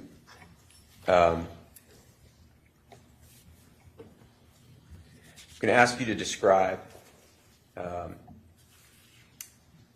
let's pull up exhibit number 398, please.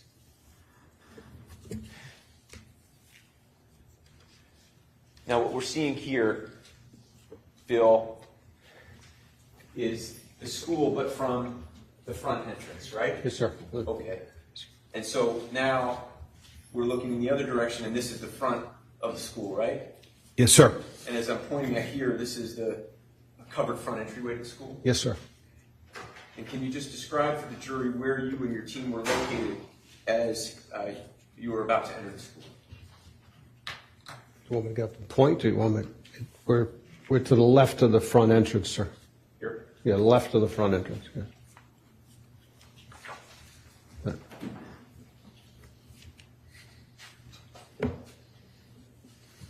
We show exhibit 405, please.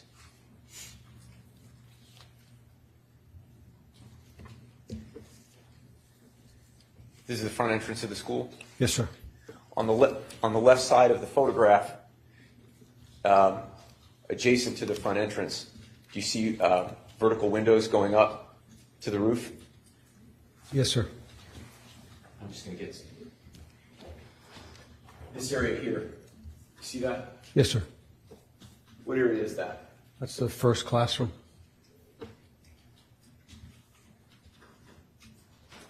Describe to the jury your entrance to the school, please.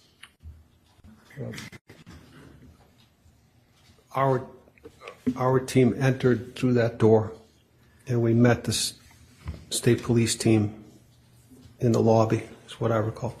Can we pull up exhibit 406, please? And just zoom in on just the front entrance, please. That's fine. Bill, do you see the window pane on the right side of the entrance shattered with a hole through it? Yes, sir. Was that the condition of that window when you arrived and prepared entry to the school? Yes, sir.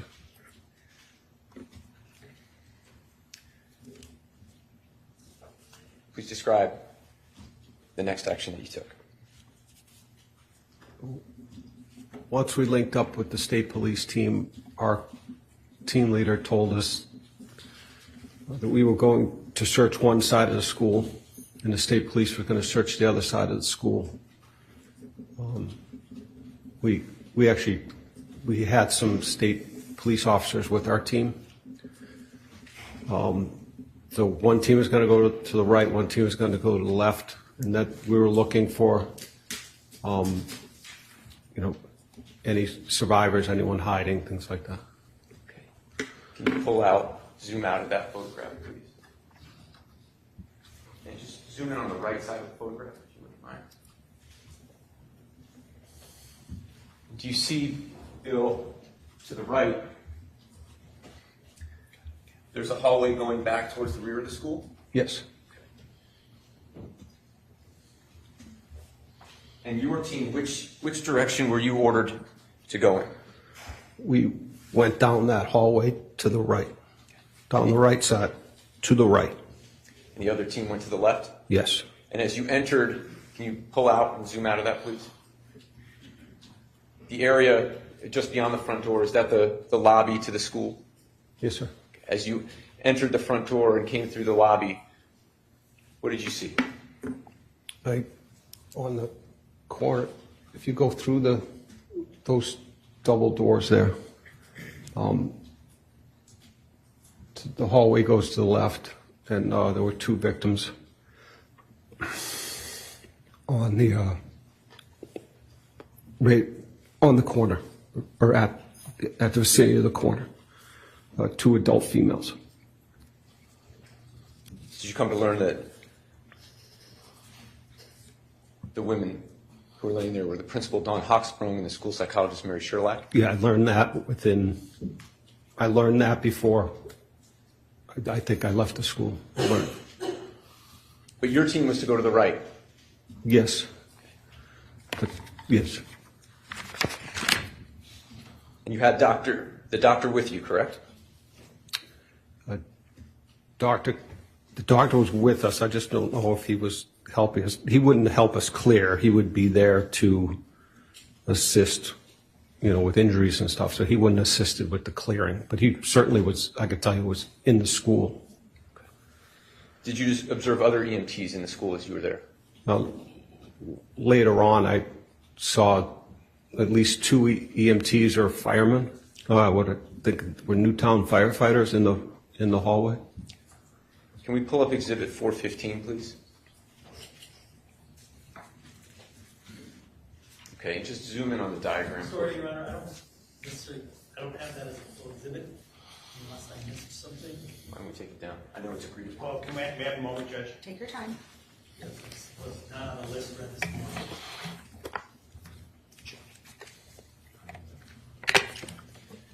It's not, but I don't object. All right, so we'll mark it forward to that. Thank you.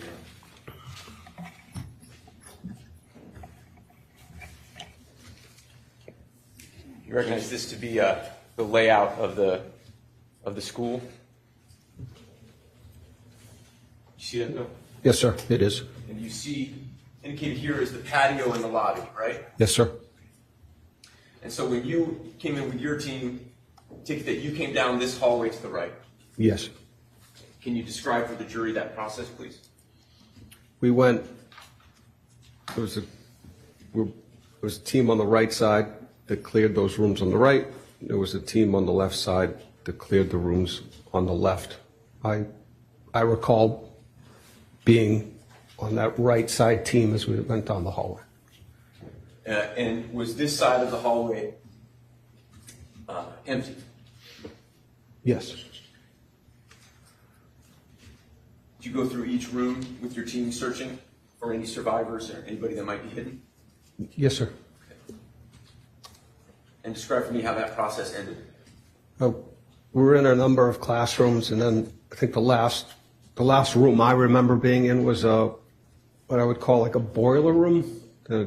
Another agent, myself, were in this like a maintenance or boiler room, and we were checking behind metal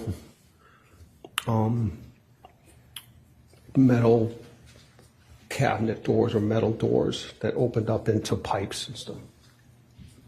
Did you and your team satisfy yourselves that that this side of the school was just essentially empty, that everybody had evacuated? I know that the people in charge determined that, yes, we had cleared that side. Tell the jury what you did next. We returned to the lobby, and then what I recall is that we went back out to the front of the school. Continue. And then at some point it was determined, sorry, I guess they had either found like they had found like an adult female or 2 adult females alive. They were hiding somewhere, is what I recall, that they were in an office or something. This was after, not where we had searched.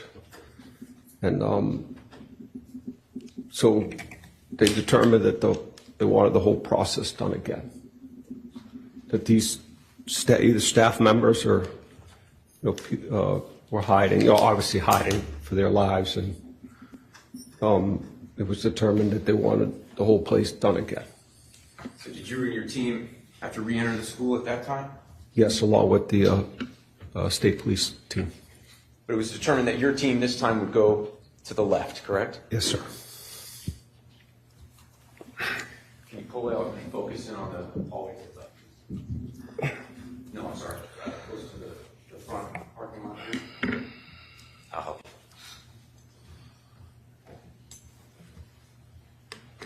Just zoom out of this, please, Matthew. Just on this area here, please.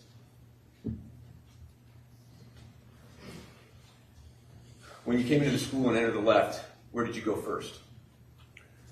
So I was the first in what they call the stack.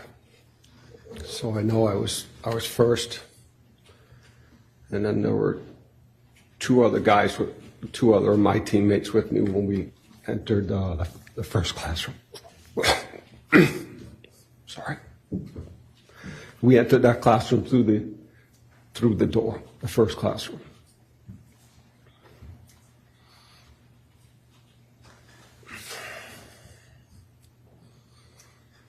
Bill, no, I'm not going to ask you.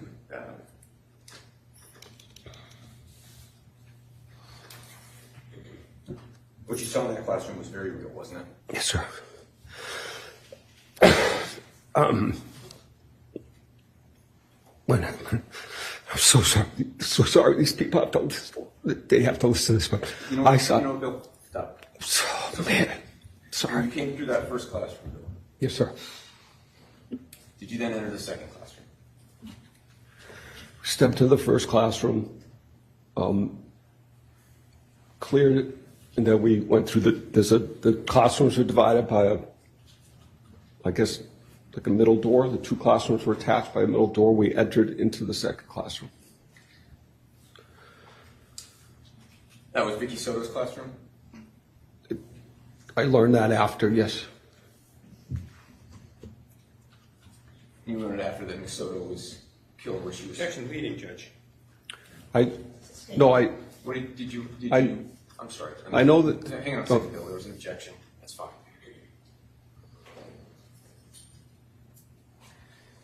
Did you observe Miss Soto where she laid in that classroom? I observed a teacher who I learned later was Mrs. Soto. So, yes.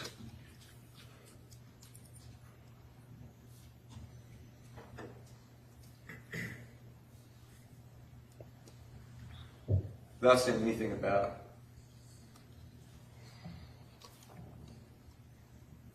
Do you remember anything about Miss Soto's telephone? There's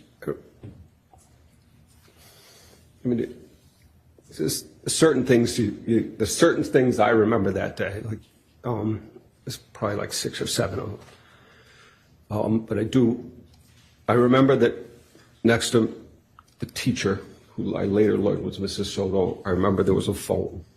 And I remember the phone, I remember the phone was like lighting up, but I later learned from... Objection, hearsay, non-responsive. You remember the phone was lighting up? Yes, sir. Did you believe it was ringing? I couldn't, like, our senses were, I mean, that is like, it overwhelms your senses. I don't know what I heard. I just know that what I saw, it overwhelms your senses. It's freaking horrible.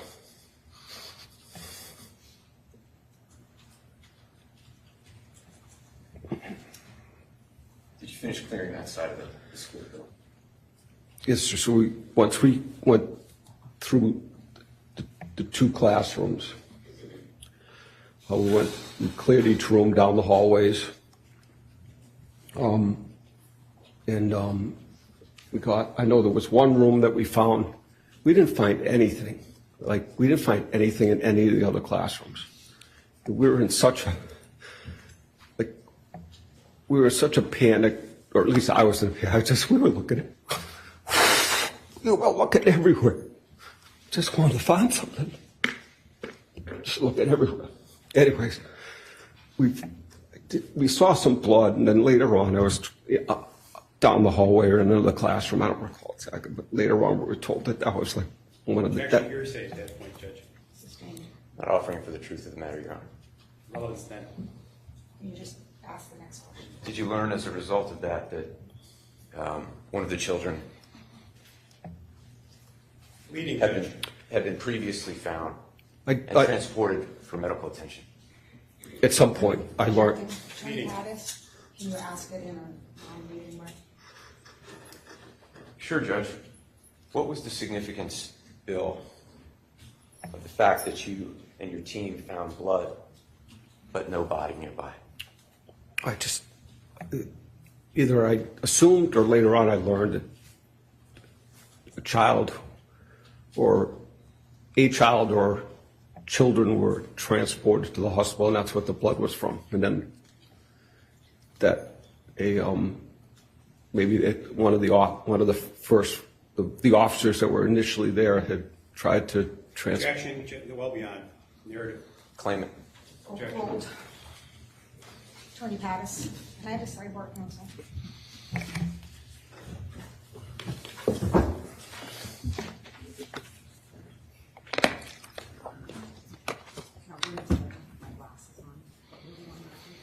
No, I will be henceforth. Okay, sorry.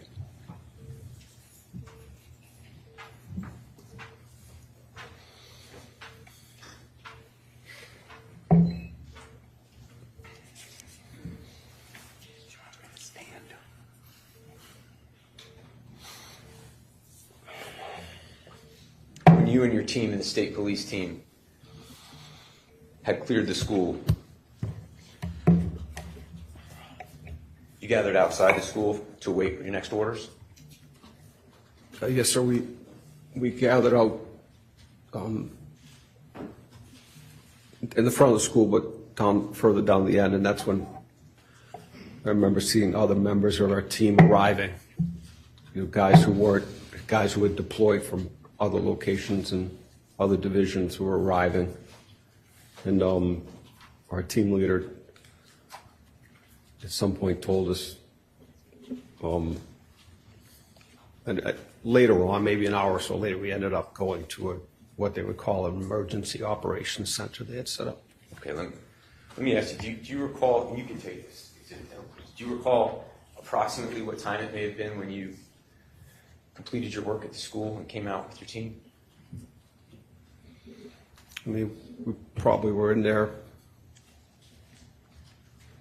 I mean, that's, again, it's 10 years ago, so I would say it was probably like an hour, maybe an hour and a half. Probably more like an hour. Do you have any idea who Alex Jones was at that time? No, sir. Was what you saw in that school fake? No. No, sir. Was it synthetic? No, sir. No, sir. See any actors that day, Bill? No. Those children real? It's awful. It's awful. It's awful. Were you aware that at that very moment, Alex Jones was telling his audience of millions that what you had just seen was staged? Objection, Judge leading. No. Objection. No, I didn't know. Excuse me, move to strike. I'll strike it. The jury will disregard it when I sustain an objection. Yes, sir. I'm sorry. Yes, sir. For the next part. No. Yes, sir. Did you know that Alex Jones was on the air at that time? No, sir. Objection. Relevance. Overruled.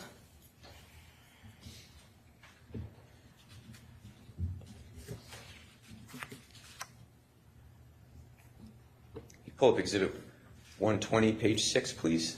2012 chart. This is already in, Judge.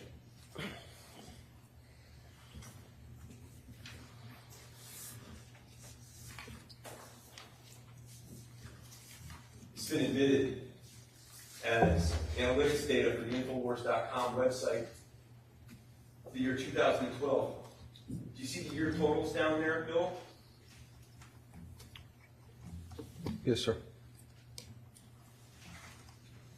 Did you know that Mr. Jones's website that year had 286 million page views? Objection, Judge, is a fact witness, not expert. Relevance. I'm not asking his know who opinion. Mr. Jones Overruled. was. If he knows the answer, he knows on his own I knowledge, and if he doesn't, he doesn't. didn't know that, sir.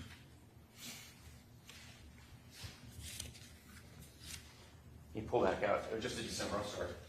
Just December. Did you know that Infowars.com had 24.9 million page views just in the month of December alone? No, sir.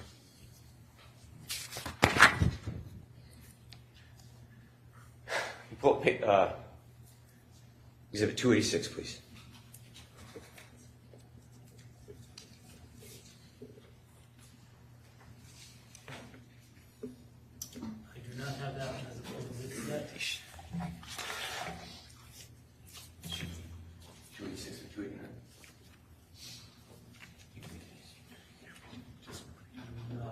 291 to 293. We have 286 by 289 by agreement. I don't know, but give me a thing. I mean, just take one first.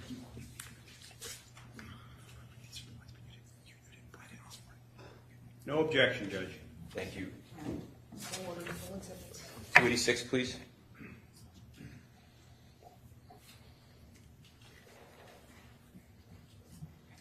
Can you tell the jury, Bill, what's happening in this photograph? Sir, that's me in the center with three of my other teammates. That's when we were initially arrived. At least I believe it's when we initially arrived and we're coming up the access road to the school.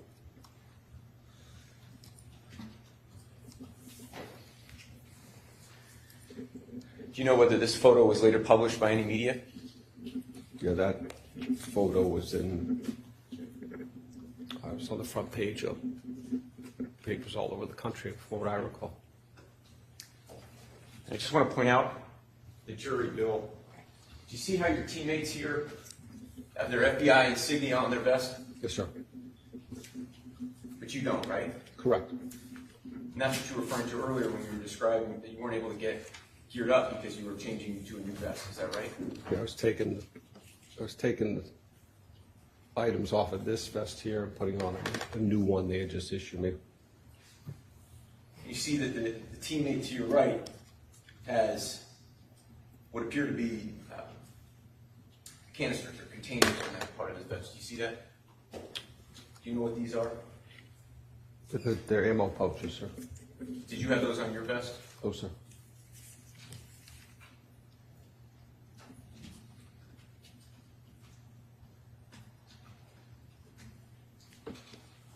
We'll go to the next picture, please.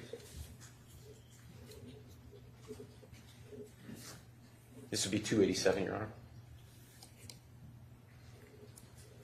You see yourself depicted here, Bill?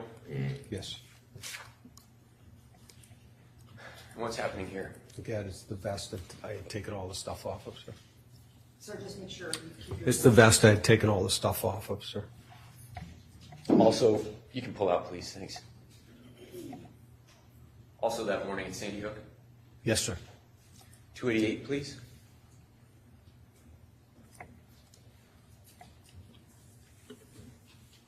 Similar to the photo we just saw earlier. I think it's the same photo. But Okay. Okay. 289.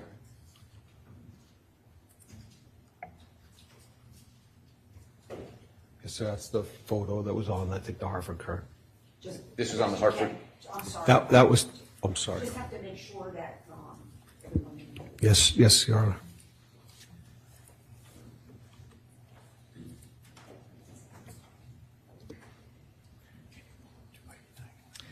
You said that at some point you were sent to an emergency management facility? There's some type of.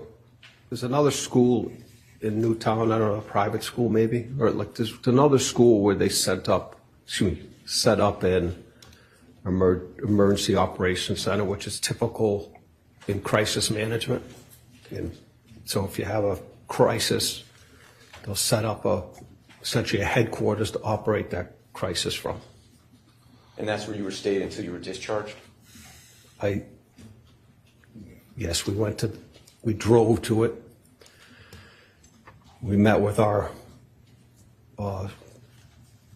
senior leader from New Haven. We met with her and for a briefing, and then they sent us home. When you left the school that day, did you have to go back down to your vehicle, and did you see the firehouse? Yes, I came down. Yes, yes, sir. Did you understand that parents and families had been asked to gather at the firehouse? Yes.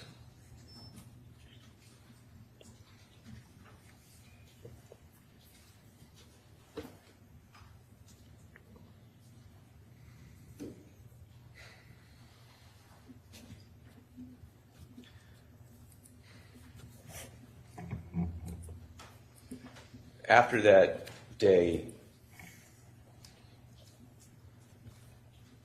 did you return to Sandy Hook the following week, or at some point soon thereafter?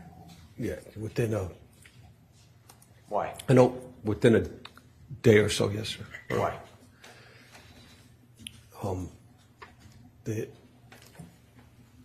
There were threats being made, some type of threats to the children's funerals, that the people were going to come and cause trouble at the funerals.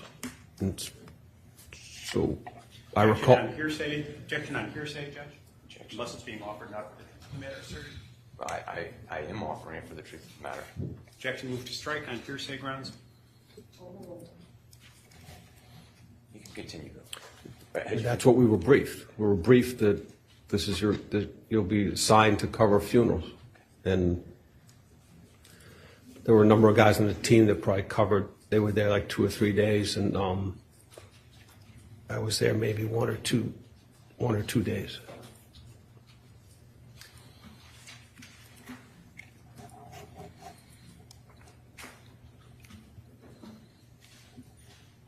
And were you aware, as part of your responsibilities with the FBI within a few days, that the families, the victims, had been targeted for harassment? Objection, leading. Sustained. I'll ask again. Yes, Your Honor. Did you become aware in the week or so following the shooting whether or not the families had been targeted for harassment? Yes.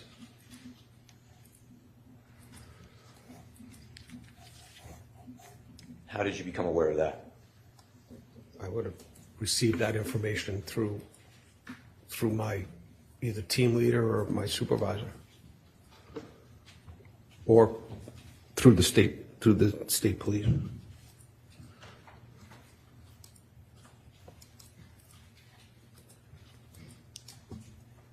And were you part of a team that actually did try and provide security for one of the funerals? Yes, sir. Was that at Trinity Episcopal Church? Yes.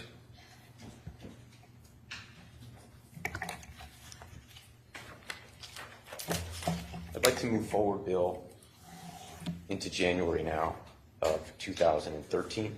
Yes, sir. Prior to that time, I think you described it. What was your position at the FBI?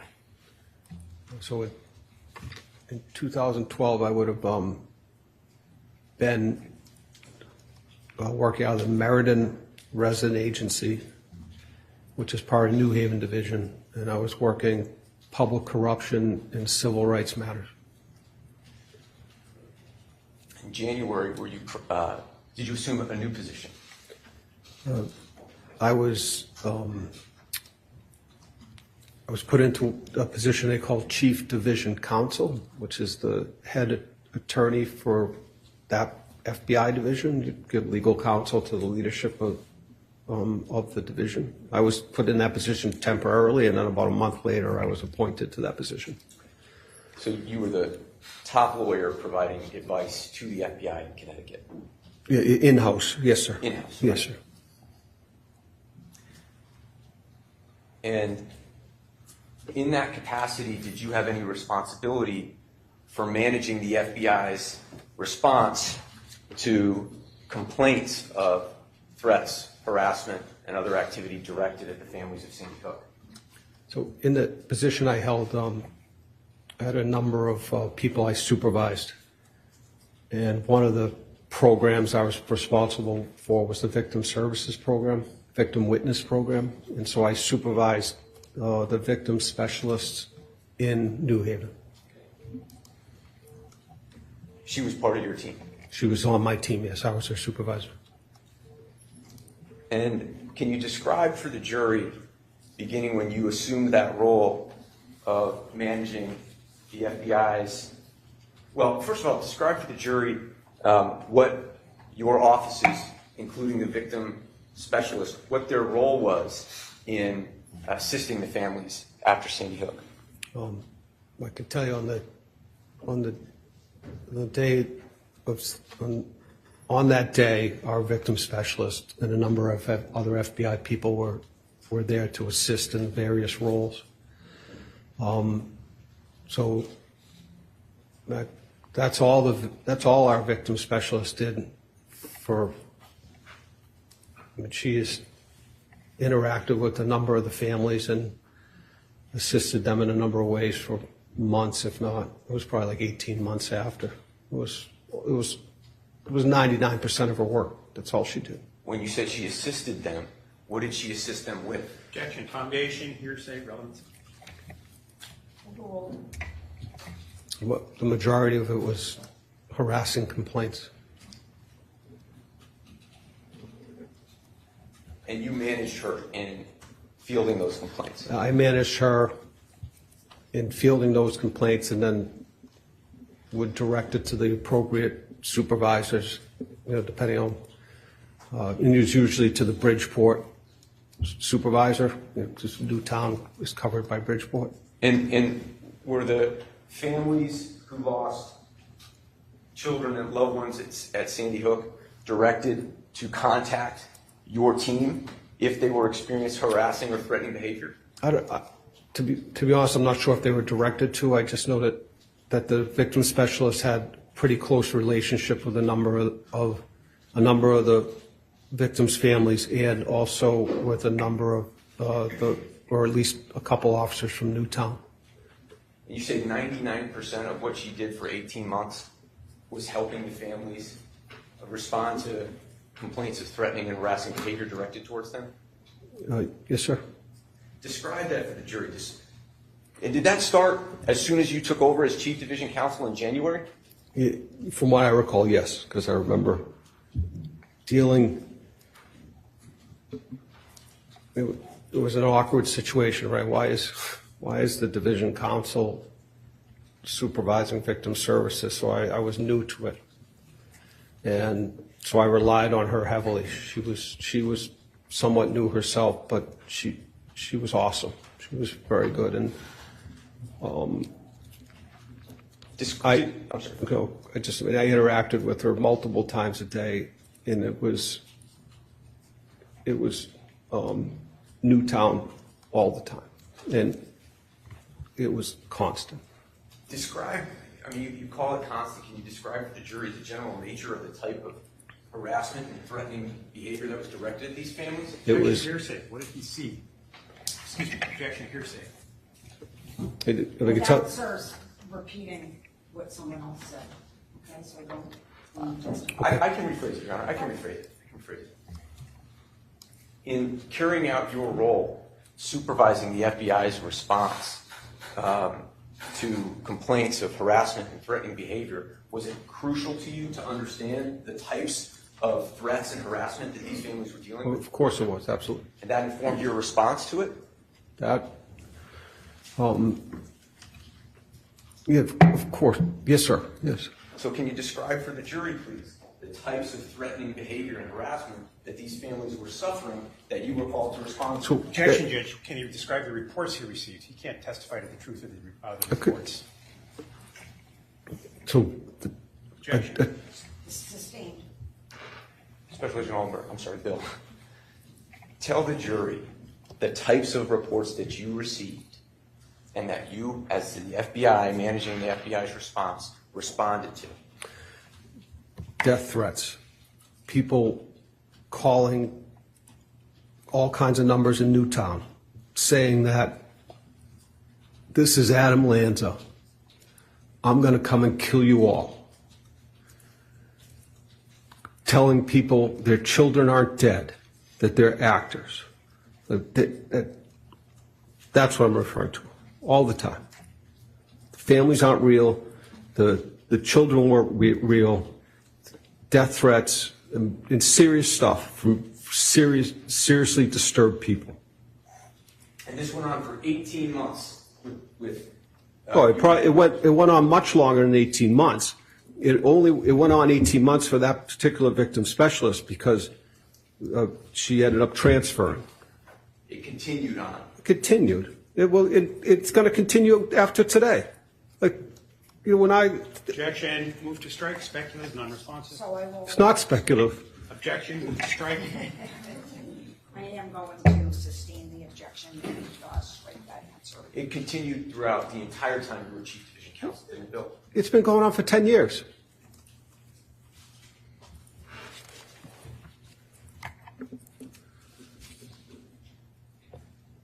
And during this time, during this whole time, as a result of your supervision of the FBI's response to this type of stuff, did you become aware of who Alex Jones was? Yes, How? through conversations with the victim specialist. And did you have an understanding at that time what the genesis of this type of behavior was? Objection calls for hearsay at this point. Could you, Overruled. could you clarify the question, sir? What was your understanding as to Alex Jones' role in creating this barrage? That Objection, hearsay. Overruled. my understanding at the time was that there was this person who had a radio show or an internet program that was saying that Sandy Hook never happened, that that we were crisis actors, and that the children and the families weren't real people, that they were crisis actors.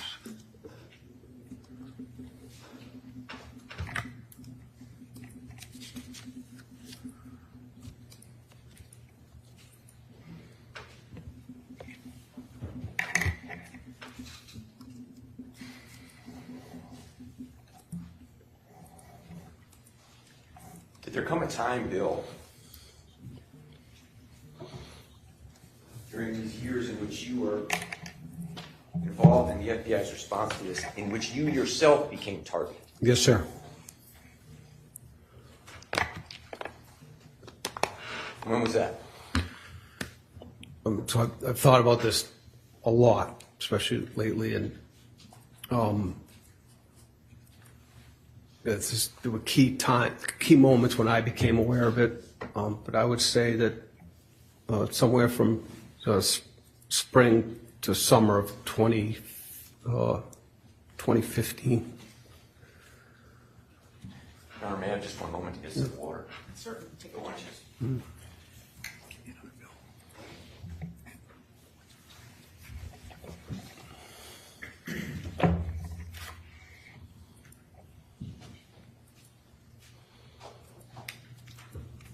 You said, Bill, that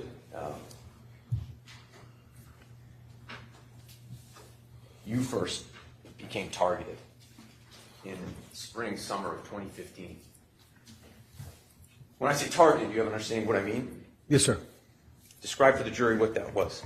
That they basically had taken some of those photographs that you see, and tore it apart. That this guy's not a real FBI agent. He's not an FBI agent because he's not wearing an FBI logo. He doesn't have the right uniform on. He doesn't he doesn't match with the other agents. He's an actor. And let's just back up for a second, Bill, because there's got to be some way that you find out about this. How do you find out about it? I find out. What I remember is that I found out about it at work one day, and I came home, and I said to my wife, "There's something going on online, and I'm not really sure what it is." And literally, as I'm sitting my wife down at the table, not the table, the computer desk, so she could take a look at it, the oldest son, who would have been either a freshman in high school or going into his freshman year, he came through the door. He said, "Dad, there's stuff online." And, kids are more attuned to that. At least certainly my kids were more attuned to what was going on online than I was. And he's like, "Dad, we got to come upstairs. You got to see this." And I just said, "Well, whatever it is, we'll figure it out." And so that would be probably the first time. That would have been either, again, early spring or summer of 2015. And your son's name is William, like you. Yes, sir. So when Will comes and says to you, "There's something going on online," and you kind of heard that something was going on online at the Bureau, did you yourself then try and figure out what is it that's happening? So that I was pulling it all up, that it was essentially they were saying that Mr. Wheeler and I were the same person, and that comparing my photographs to Mr. Wheeler, that we were one and the same, and that was proof, that one of the proofs that Sandy Hook never happened. you and Mr. Wheeler, you're referring to David Wheeler. Yes, sir. David Wheeler, whose son Ben was killed at St. Pete. Yes, sir. Yes, sir. And there were photos of you next to Mr. Wheeler. Yes, they basically would superimpose our faces with arrows, and they were focused on parts of our, or at least they were focused on parts, like they were focused on my earlobes. There was like videos. There were like hours-long videos about it.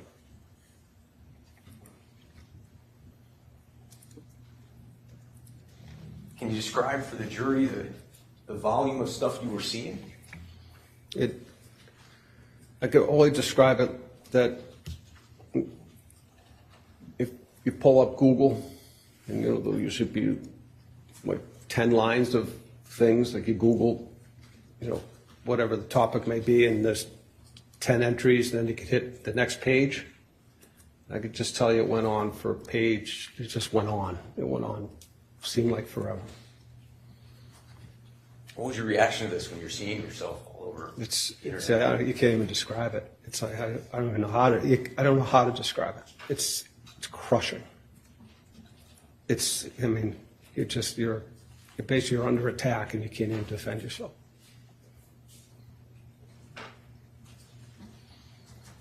What about it? I mean, I take it that you weren't a very online person. No, I would not describe. I don't have social media or anything like that. I don't have social media myself, but people create social media accounts with my name and spread this filth. But when you say that you felt under attack and defenseless, what is it about seeing this stuff online saying that you are an actor and that your experience at Sandy Hook was fake? What is it that was overwhelming to you? It's one of the worst things that ever happened, if not the worst thing that ever happened here, right? What happened to them? And people want to say this didn't happen? And then they want to get rich off of it? That's the worst part. Like, you know what? You can say whatever you want about me. I don't care. Just say whatever you want. I'm friggin' a big boy. I can take it. Then they want to make profits. They want to make millions and millions of dollars. They want to destroy people's lives. Their children got slaughtered. I saw it myself. And now they have to sit here and listen to me say this. And these people made millions upon millions upon millions. They destroyed everybody. They don't give a damn. That's why. That's what's upsetting about it. And they'll make excuses. Hang on a second, Bill. Hang on a second.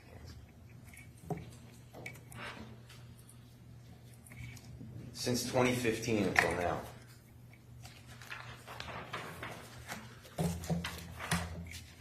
how have you dealt with these lies being on the internet? How have you dealt with that? You just have to, at some point you have to just accept it. And Alex Jones and his company, these are very powerful people, and I'm not anybody. And so someone like me, you just can't defend yourself. You just have to, at some point you have to accept it. And like any crisis that we all deal with in our lives, I guess you have to just, you just have to deal with it. But how do you deal with it? That's what I'm asking you is, what steps did you take, if any? Well, I tried to get help. I tried to get the Bureau to help me. And then I called the Agents Association to see if they could help me, and that ended up, it didn't result in anything. They basically just gave me the runaround. And then finally, the only person that ever even listened was Mr. Koskov. He was gentleman and gracious enough to listen to me, and that's why we're here. Is there going to be a waiver? Objection relevance unless there's going to be a waiver of the attorney-client privilege. I would try, Your Honor. Move to strike. Bill, what, in addition to the stuff online about you being an actor, have you received threats yourself? Yes, sir. Tell the jury about that.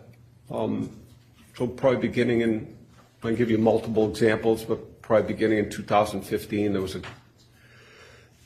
a guy from New London, Connecticut, who was so obsessed with Mr. Wheeler and I that he, Objection to the characterization of the man. What did he see? What did he hear? I, Sustained. You were explaining the nature of the threat that you received. You understood it to come from a gentleman in New London. yes, And what was the nature of the threat that was directed at you? he, it went on for months, and he would call, along with others, would call my extension in New Haven and leave like violent, threatening messages. You're not Bill Aldenberg, you're David Wheeler. You're not an FBI agent. He ended up, this guy from New London talked to a couple agents in New Haven who were so concerned about his behavior. They came and saw me and said, you really have to be careful. This guy sounds like he could do something. And Mr. Santiago, this guy's name was John Santiago, and his Facebook photo, you have a Facebook account and like a profile photo was, Objection, hearsay. Have you seen it? yeah, I've seen it multiple Objection, times. hearsay. Have you seen a document, not an evidence? Best evidence. You've personally seen it, haven't you? Yes, sir. Tell the jury what it is. Objection, hearsay, best evidence. It's a photograph on his Facebook account. Is a photograph of Mr. Wheeler's face and my face next to each other. That's his Facebook profile picture. Did you become aware that this gentleman was connected to Wolfgang Halbig? Yes. Who's Wolfgang Halbig? Wolfgang Halbig is an associate of Mr. Jones in Infowars. How did you become aware of that? How did I become aware of Halbig, or how did I become Halbig. So Halbig was also one of the people that was writing harassing stuff about me and sending multiple emails and phone calls to the FBI, saying that I wasn't who the FBI said I was, or whoever. And you become aware that you said that Mr. Halbig was associated with Mr. Jones. Yeah, Mr. Halbig was on Mr. Jones's show. Do you know whether Mr. Jones supported Halbig's activities up here in Connecticut? Objection, foundation. Well, I know that Mr. Halbig was on Infowars spewing all this crap, and that Mr. Halbig was in, I know that he was in Newtown harassing people. Did you know that Mr. Jones directed his audience to go to Mr. Halbig's website? Objection, leading. Did Mr. Jones direct his audience to Mr. Halbig's website? To be honest, sir, I just don't recall that. Okay. I don't. Do you know whether this garbage about you and David Objection, was on? argumentative. Argumentative. I don't think I'm arguing with Bill, so. Thanks. Do you know, Bill, whether this stuff about Mr. Wheeler and you were on Halbig's website? Yes. Were they? The stuff about me was on Halbig's website. Now, Bill, you've described a couple of examples of the type of threatening and harassing behavior. Fair to say that those are just examples of the countless types of things that come Objection, across. judge. Could you even try to calculate or quantify the number of threats and harassing behavior you encounter? It probably would be tough to quantify, sir. It would probably be tough to give it a number, but it's it's significant, huge. When you were advised that at least one of these hoaxers, in the FBI's estimation, you needed to look out for because he might do something, Yes. what did you understand that to mean? That he would either do harm to me or do harm to my family or something, or hope. That's the way I understand it. Like, these people are, some of these people are very deranged, and the defense will tell you, Judge, I can speak for myself. During the course of your time supervising the FBI's response to the hoax complaints and harassment, did you come to understand the size, even in general terms, of Mr. Jones's audience? Foundation from whom, Judge? Foundation. I don't know if we're going to get any more into stuff from Mr. Koswell or not. Did you come to learn that by virtue of your role at the FBI? At some point, I came to learn the power and enormity of this whole Infowars Alex Jones thing. And what impact did the enormity of it have on your own feelings of security for yourself and your family? Well, I could tell. I mean, I've had concern. I'm not worried about myself. I'm worried about my family. I mean, I could defend myself, but my family can't defend themselves. And when I learned, really what Infowars is and what Mr. Jones is, and the influence that Mr. Jones has, and I mean, he's affiliated with some very powerful people. I mean, I figured I was done. Just have to accept it. Bill, after Sandy Hook, am I correct that you and your team members were provided counseling by the FBI?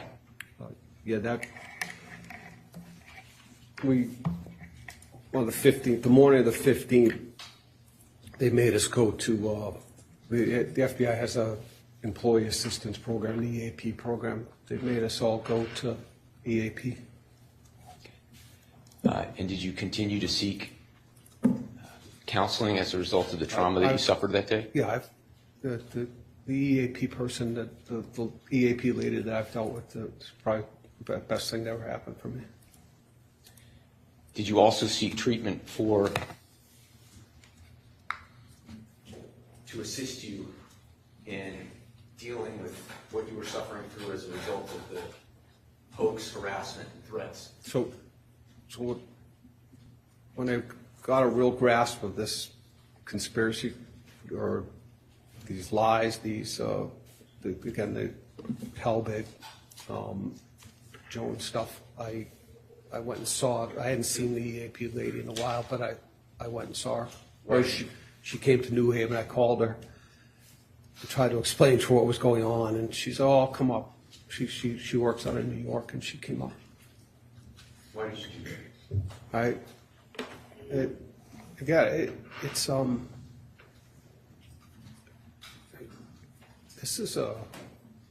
This whole thing is messed up. Well, this is 10 years of, this is just awful. This is awful. What are we doing here? Right? We're here to... Objection at this point, Judge. Bill, it's okay. How often do you Google yourself?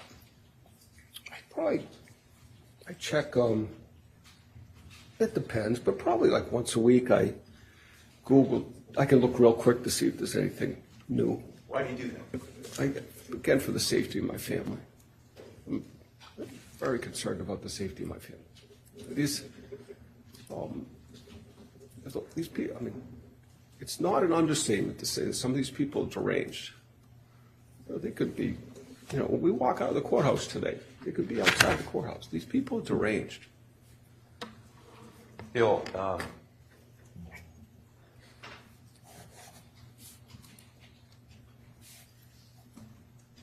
is it your understanding that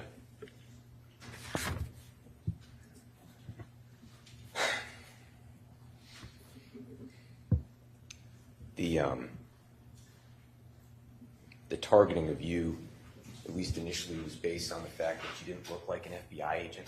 Yes, sir. What about you were they saying didn't look like an FBI agent on the day you responded? Again, it was all about the uniforms and weapons and how I was carrying my M4, things like that. Judge, I'm having a hard time hearing. So it was all about uniform, weapons, how I was carrying my M4, things like that. And how did you feel when you learned that as a result of how you appeared, Mr. Wheeler had also been targeted? But that's the worst part about this. I'm sorry. So the worst part about it, like he suffered enough, and then somehow, it was, you feel like, geez, it was, maybe if I, at the range that day, if I wasn't friggin' bullshitting with the guys as much, I would have got my stuff done, and then, before all this happened. I don't know, you just, like, I absolutely take some responsibility that of what's happened to Mr. Wheeler. If not, it's not right, man. It's not right, and I'm sorry. That's all I have, Your Honor.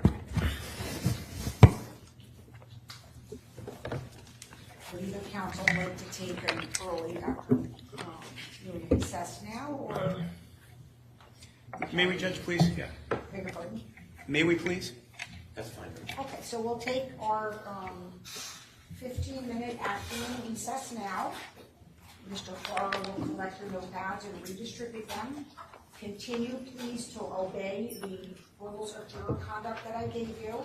And we will start again promptly in 15 minutes, so please plan accordingly. All right, take a recess. All right.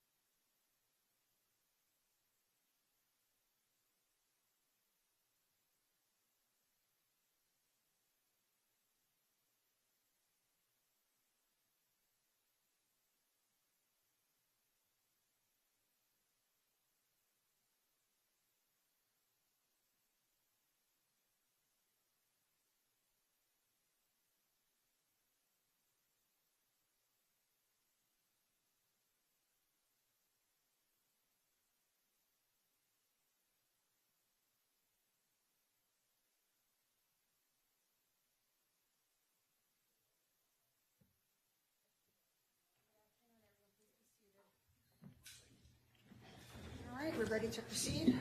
Excuse me, Your Honor, 1 minute quick housekeeping matter. Sure. We've added a photograph, there's no objection, and I just wanted to provide it to Mr. Ferraro, Attorney Ferraro, and make sure it was admitted as full. It's number 470. So ordered. Thank you, Your Honor. Please be seated, sir. Yes, sir.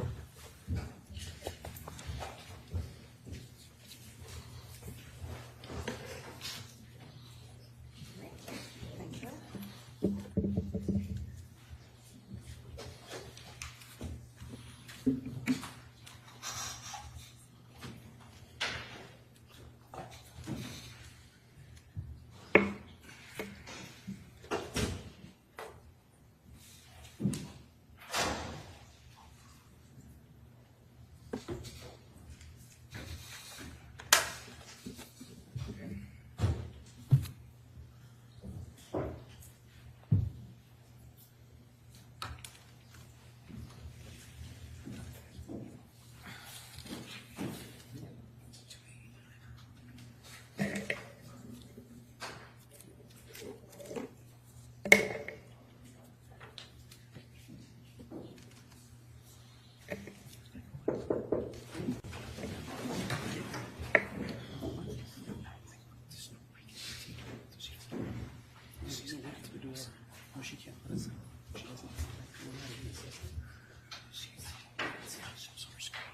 Please take your seats. Whichever seat you're sitting in. You can surprise me tomorrow. All right, the record will reflect that the entire panel is present and that Mr. Ferraro is returning the notebooks. Please be seated.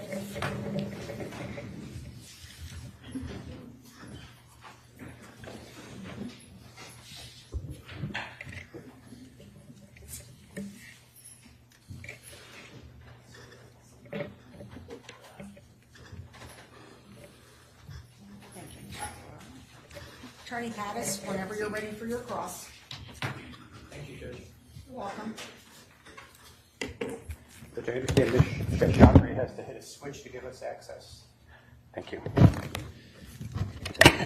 Good afternoon, Attorney Oldenburg. How do I refer to you? I don't think I know you well enough to call you Bill. You can call me Bill, sir. It's all May I right. call you Mr.? It's fine, sir. Yes, sir.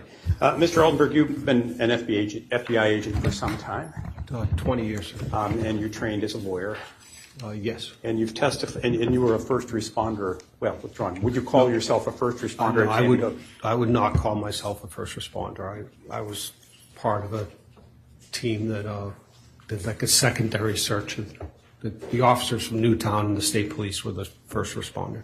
But you arrived shortly thereafter Yes, and sir. provided assistance? Yes, sir. And some of the things that you saw there just are images that you cannot shake. Deeply Correct. disturbing. Yes, sir. Yes, sir.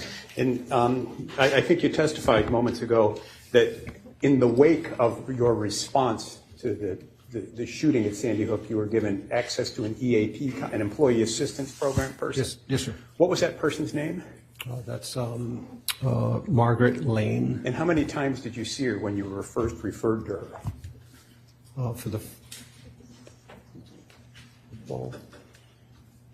Anywhere from probably six to a dozen, but dozen's probably high.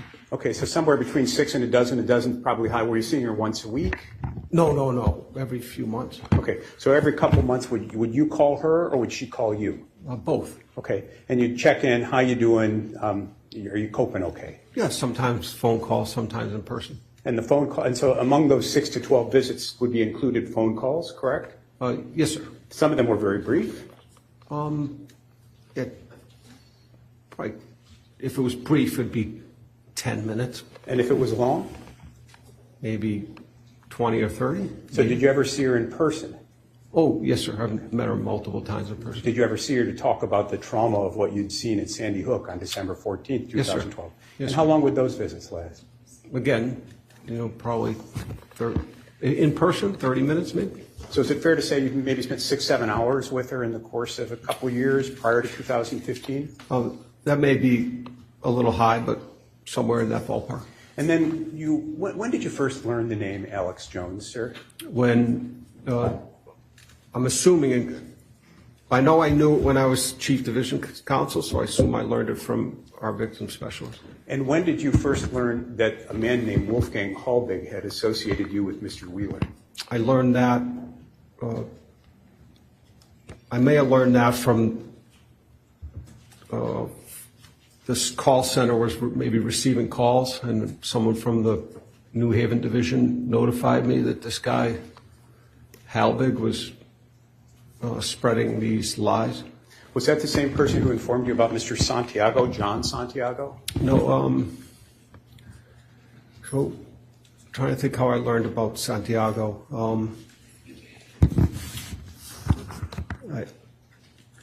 Santiago, I may have learned with a direct call to my extension. Well, what you told us earlier is that you received calls, and he would call along with others, be violent and threatening. You're not Wheeler, you're not an FBI agent. You talk to agents. You should do something about this. You need to be careful. Right. And that's how you learned Mr. Santiago, correct? Sustained. So wait for the next question, sir. So was Mr. Santiago ever arrested? No. You are an FBI agent? Right. Responsible for enforcing federal law? Yes. It is a federal law to use interstate communication to threaten another person, correct? Yes. Was anyone ever arrested for threatening you online? No. How did you reach the conclusion that Mr. Halbig was an associate of Mr. Jones? I watched, at some point I watched videos of Mr. Halbig on Mr. Jones's show. When's the first time you watched a video of Mr. Halbig on Mr. Jones's show? I would be guessing, sir, I would say approximately like 2016. Where were you when you saw that? I was sitting in my office on the second floor at FBI New Haven. You didn't file suit at that point in 2016? No, at that point I couldn't get anybody to help me. You were looking? By then I'm pretty certain by 2016 I had contacted the Agents Association. I had been looking for people. I've been asking the U.S. Attorney's Office to help me. I'd been asking the FBI New Haven to help me. So yes, I was looking for help. You mentioned that you tried after 2015. Well, I think what you told the jury this afternoon is, you know, you can say whatever you want about me. I can defend myself. I just accept it. You have to deal with it. Right. But you did find it emotionally distressing to be the target of this sort of publicity, correct? Yes. And you tried to get the Bureau to do something, correct? Yeah. I've had multiple conversations with people from the Bureau, yes. You said you told us this afternoon you tried to get the Bureau to do something and it wouldn't, correct? I tried to get the Agents Association to do something. You said two things. Okay. You said you tried to get the Bureau, and then you said you tried to get the Agents Association. Yeah, that's fair. Yes, sir. And so is it fair to say that whatever you were bringing to the FBI in 2015 and 2016, they didn't respond in a way that satisfied you, correct? So they base it, as far as the FBI goes, no, there are individual people in the FBI that I'm thankful for the help they tried to give me. I could say it that way. No arrests? No. Now, you mentioned you reached the conclusion that Halbig was an associate of Mr. Jones sometime in 2016 when you saw him on Mr. Jones's program. Approximately 2016. Could yes, have been sir. 2015? It could have been, sir, but again, approximately 2016 is what I'd like to, is my answer. Okay, could it have been as late as 17? I don't think so.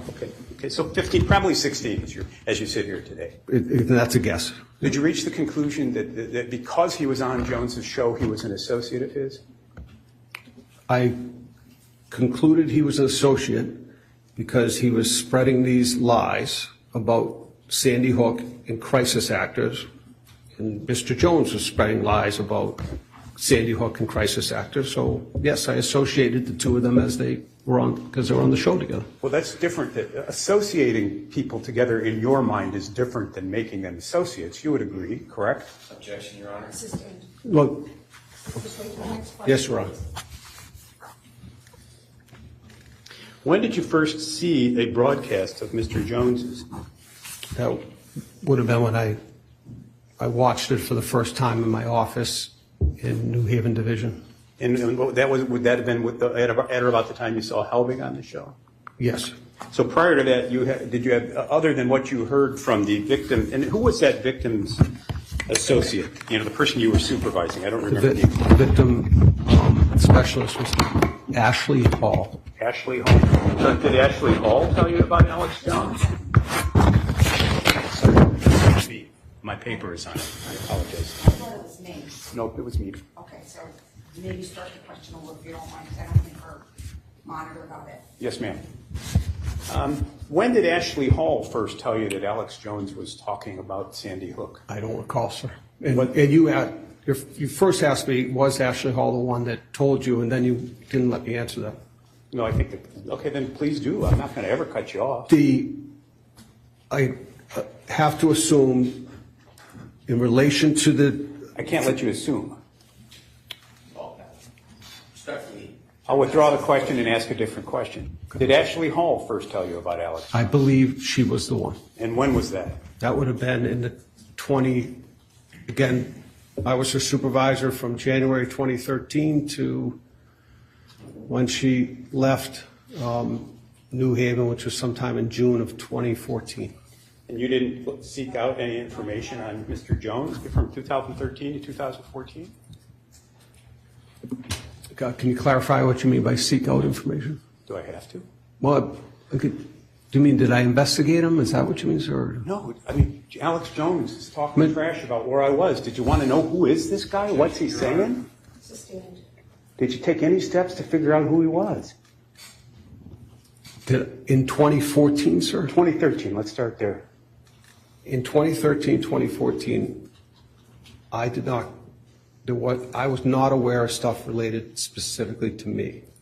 What I was involved in is daily conversations at Ms. Hall about the harassment and the threats related to the families from Newtown, the victims' families. I'm sorry.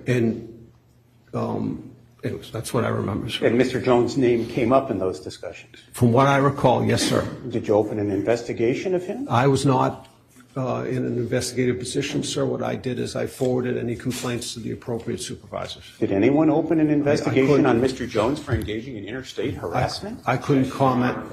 Sustained.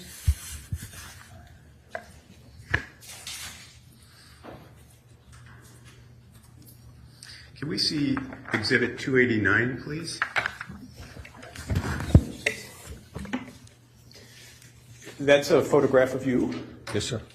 flanked by two other agents. They're task force officers. These weren't guys on the SWAT team, I presume. No, they were task force officers from Bridgeport. Right. And so you mentioned that this photograph was distributed worldwide in the newspaper. I don't know if it was that. Was this one of the photographs that was distributed worldwide? I didn't say worldwide, but I'm not sure, sir. It's the other photograph, but I never said worldwide. Okay.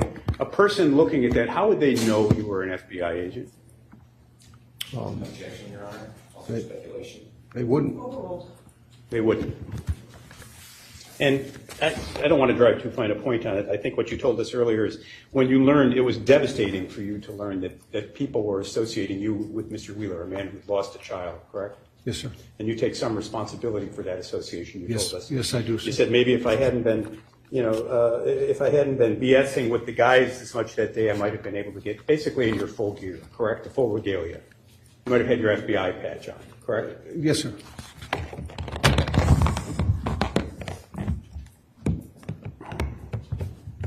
Now, in 2015, this guy, John Santiago.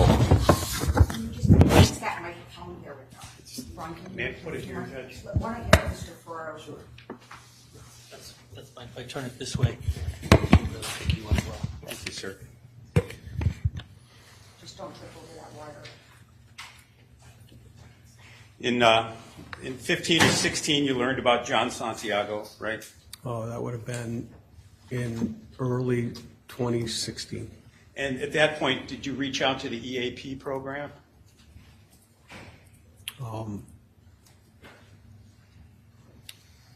I believe that's somewhere around the Santiago and Halbig stuff and the Jones stuff is when I reached out to the EAP lady. Santiago stuff, those were the calls that you were told about, correct? Where your fellow agent said, Santiago's calls, Halbig's calls, and there were multiple. oh, Helbig called you too? Halbig called the FBI. I didn't speak to him. Okay. How many times did Jones call you? He didn't call me, sir. Did you ever see this photograph 289 on Infowars? I didn't know, sir. Do you know whether he ever talked about you on Infowars? I Jones? don't know. If Halbig appears as a guest on a talk show, does that make him affiliated with the talk show? To me, it does. Okay. So if I appear on CNN tonight, I'm a CNN affiliate? Yes, you are. Okay. Sustained, Your Honor, maybe we have a sidebar? certainly.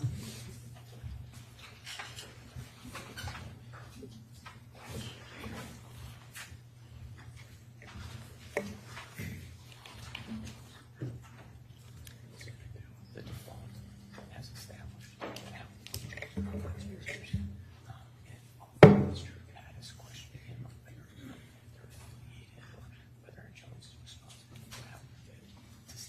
Instructed that they were. Thank you.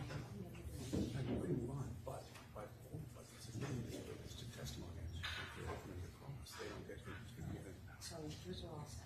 Anyone on the instruction at the end.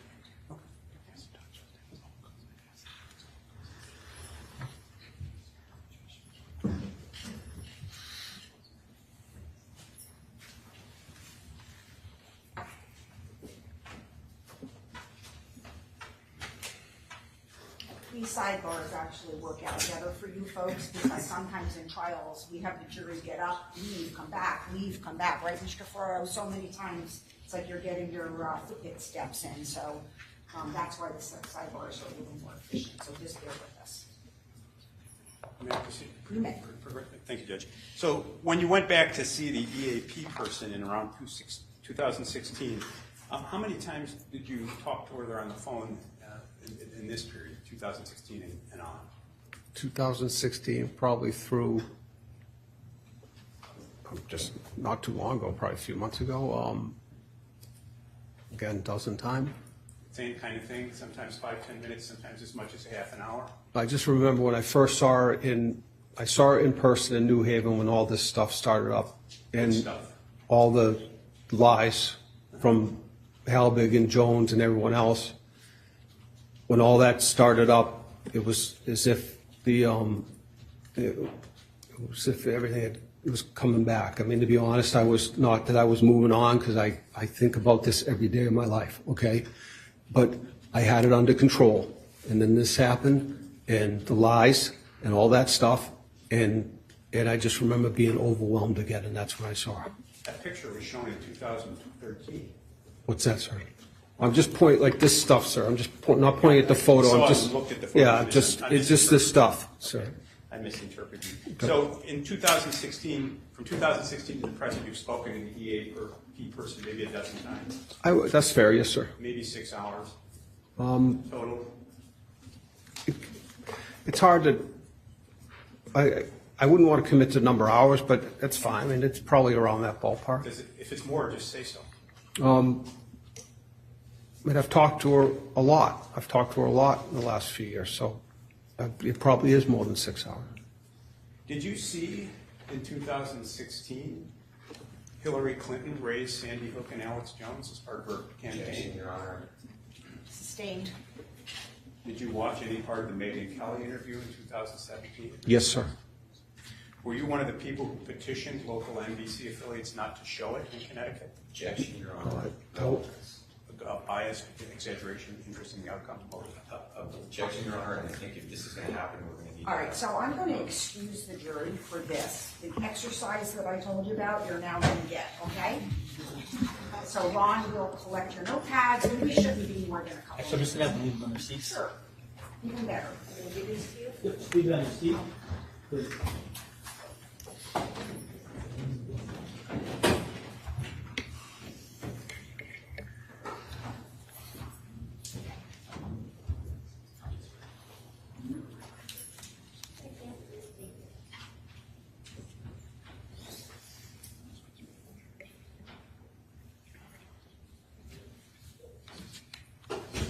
seated. All right, so where are you going, Mr. Pattis? As argued previously, it is argued that the defense opened the door to politics in this case by announcing that this was a case about stopping Alex Jones. We're on cross now, right? So we have this witness on the stand, you're crossing him, May and the now... witness be excused during argument so he doesn't know what the issues are? Certainly.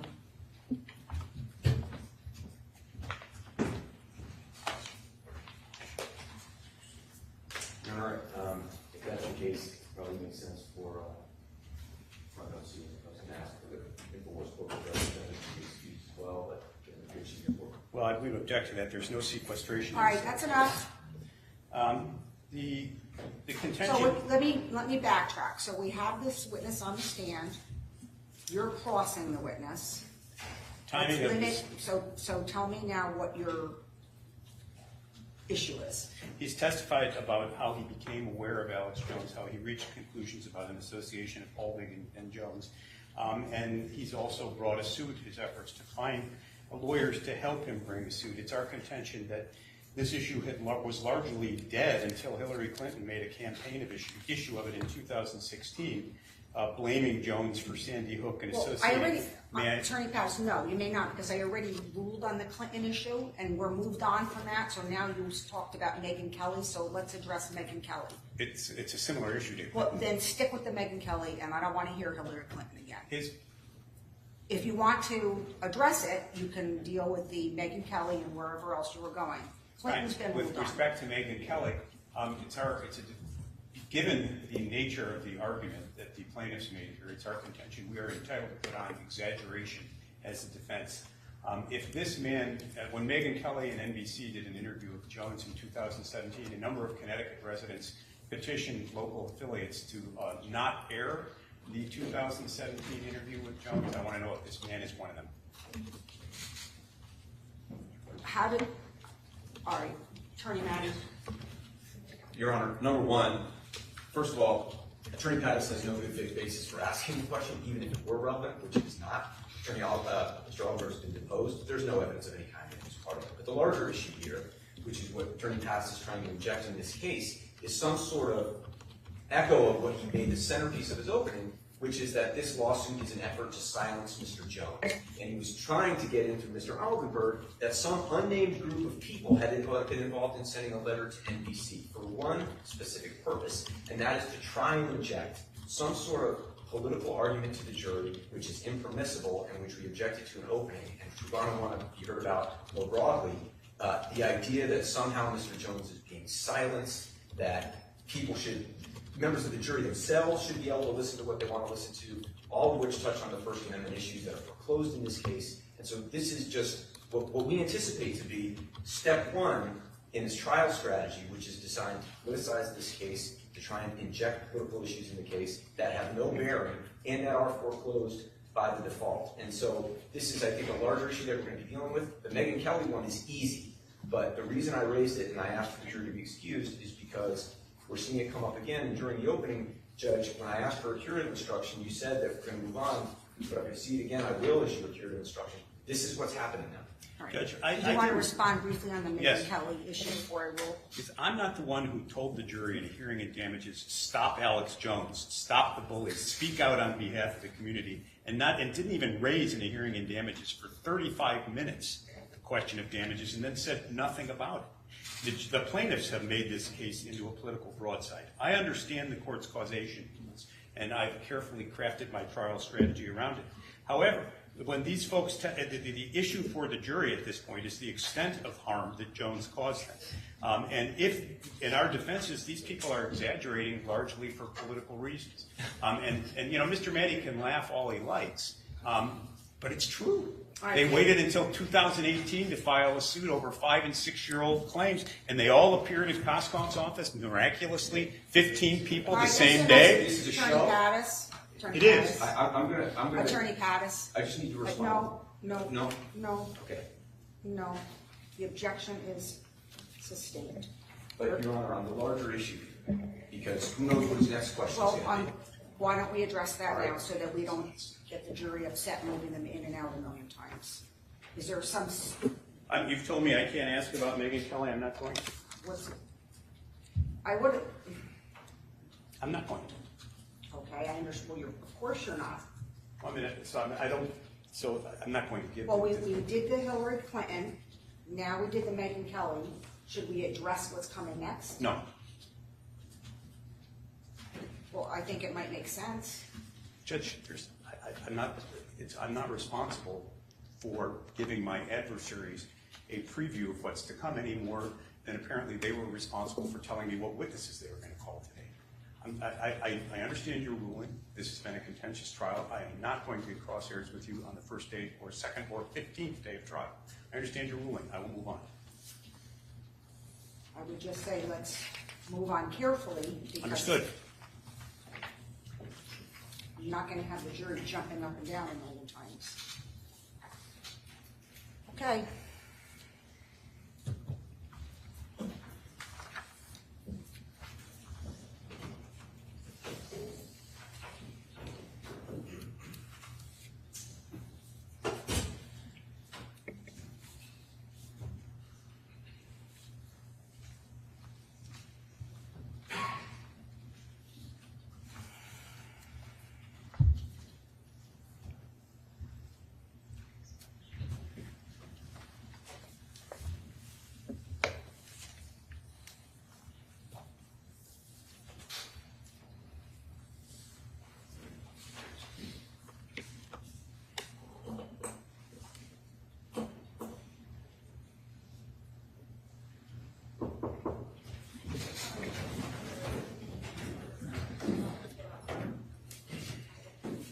All right, so this time you have to take the same seats because you've got to hook up with your notebooks, all right?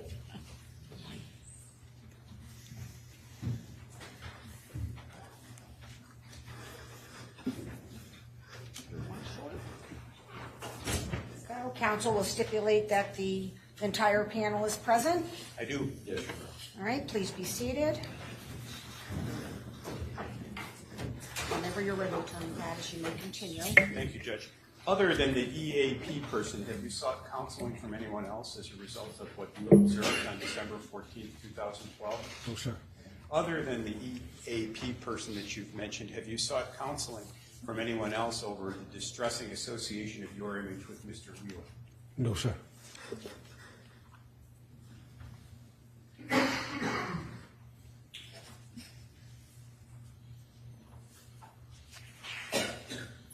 I have one moment, Judge. Take your time, please. No worries. Who are the powerful people that Mr. Jones is affiliated with? Wait.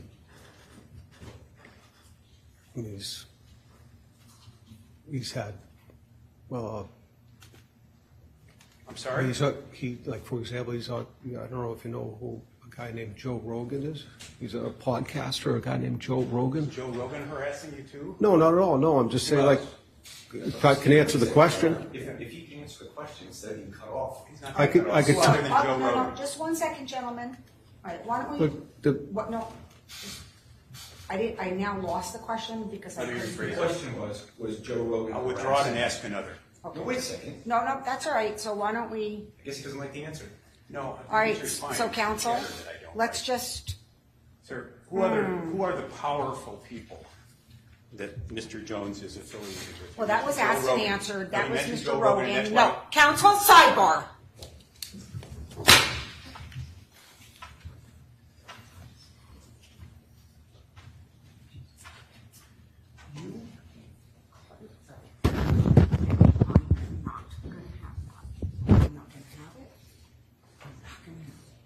My understanding.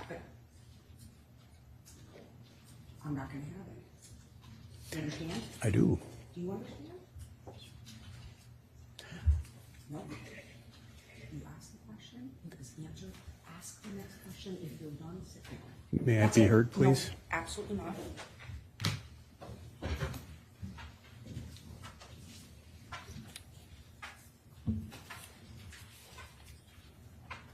Do you believe Mr. Jones is associated with other powerful people other than Mr. Rogan? Well, yeah, he has people on the show. I mean, he has, yes, he has people on his show, which my think of anyone in particular right now? No, sir. I mean, Nothing further. Redirect.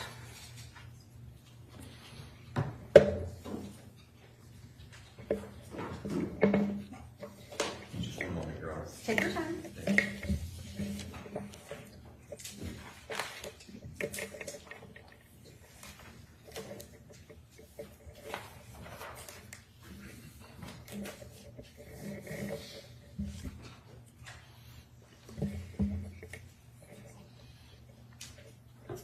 Your Honor. Just briefly.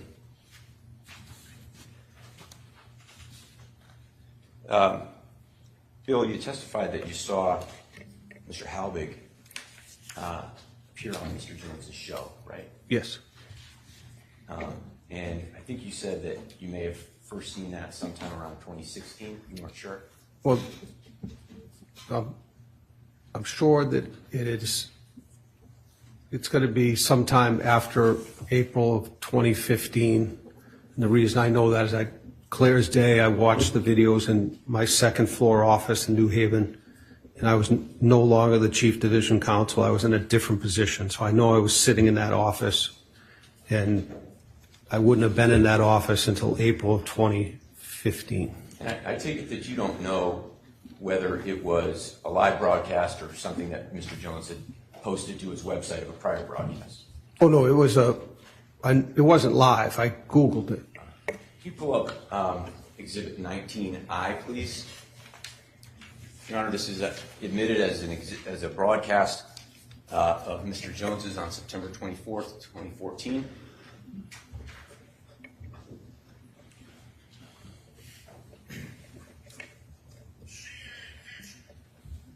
Just going to turn up the volume, Your Honor.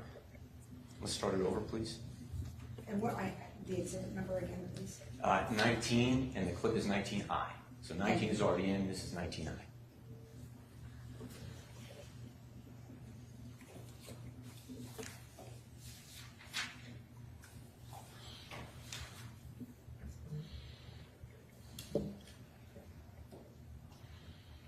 I think we're having trouble getting some volume.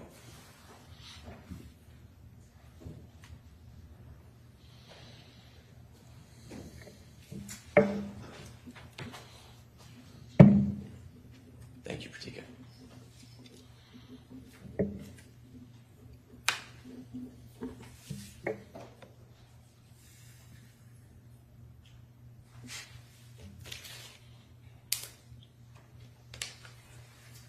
It's a big wind up here.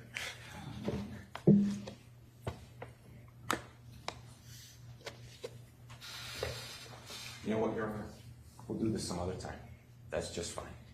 Bill, thank you very much. I don't have anything further. Thank you, Your Honor. Nothing further, Attorney Titus? Correct. You may step down, sir. Just watch your step, okay? Yes, sure. Thank you.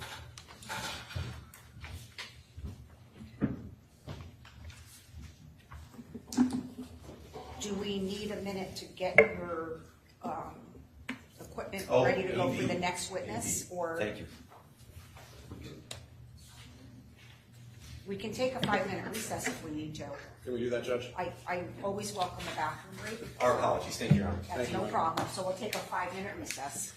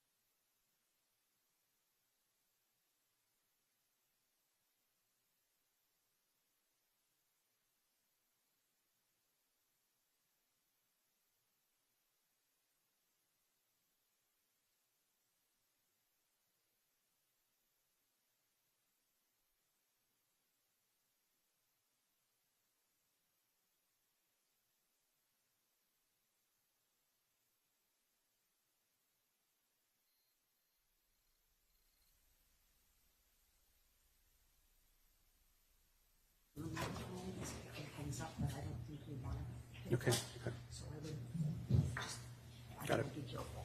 Number one, first day, okay, I'm not going to cross that or any time I feel like there's a misbehavior. Jury's there, and I'm going to just do another jury. So everybody's on notice, all right? I don't Yes. want any conflict with each other, any of that. Just, okay? Understood. I don't want to have discussion. I'm just telling you because I don't blindside anybody. Okay? Understood. Okay. And we'll end around 4:05. I may not be prepared to take this witness today. Can we wait until tomorrow morning for her? I didn't understand that she was being called. I thought we had. I had to fill this. I would. I don't want to do a filibuster cross, but it was my understanding that Ms. Paz was going to be first today. I had her here at 2 o'clock. She is here, and she has been here. We're not calling Ms. Paz right now. We're calling Carly Soto. I understand that Attorney Pattis thought that. I did not tell him that Ms. Paz was going to be the first witness. My plan was that we might get to her. That's what I told him. I thought we had a discussion about order of witnesses, and that would have encompassed that, but that's my mistake. How long do you think it'll be? We're only going to go 45 minutes today. So we'll give you a start, and then that would give you, because I'm not going to end that. Depending on what you said, I may not have anything, but, you know. Plus or minus 30 minutes, so. Sorry, 30. So why don't we do that? Why don't you do your direct? If you need time, then we'll pick it up tomorrow. Thank you. Okay? The question is, can you set one more objection? Sure.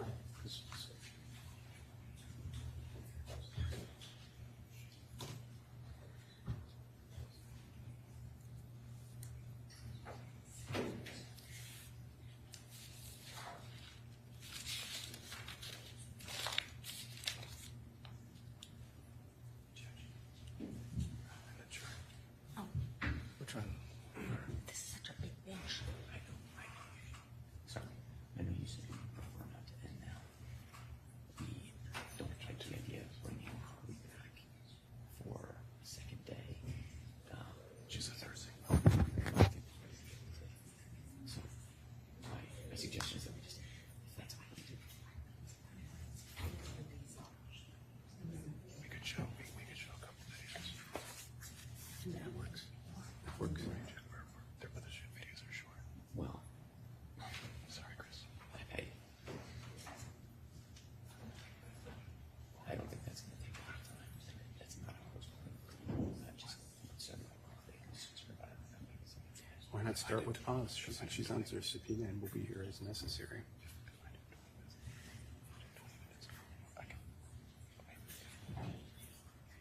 I mean, She may not be able to come back tomorrow. I'm just saying. Because I told her she'd be on. Yeah, but she. I just want. All right, so we'll bring the jury panel out.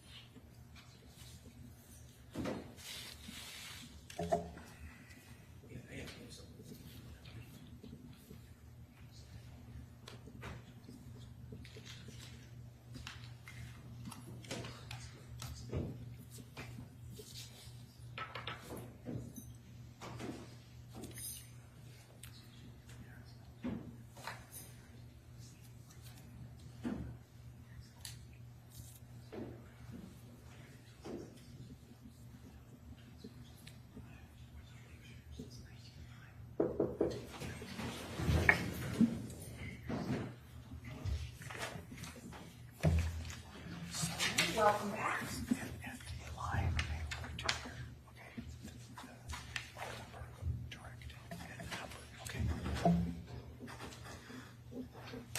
All I do now is count to 10 to make sure everyone's here. The record will reflect that the entire panel has returned. Please be seated. And you may call your next witness. Thank you very much. Thank you very much, Your Honor. Carlos Soto Parisi.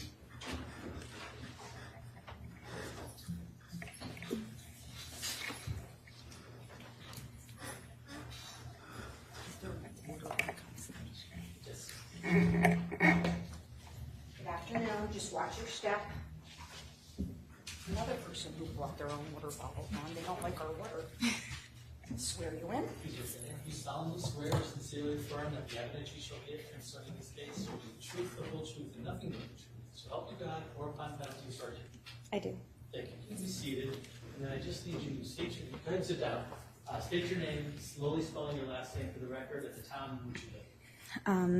Carly, SOTO, space PARISI, in Stratford. Thank you. You may inquire. Thank you, Your Honor. Good afternoon, Carly. Good afternoon. I hope you will indulge us and start by just telling the jury a little bit about yourself. You're from Stratford and where you grew up and went to school.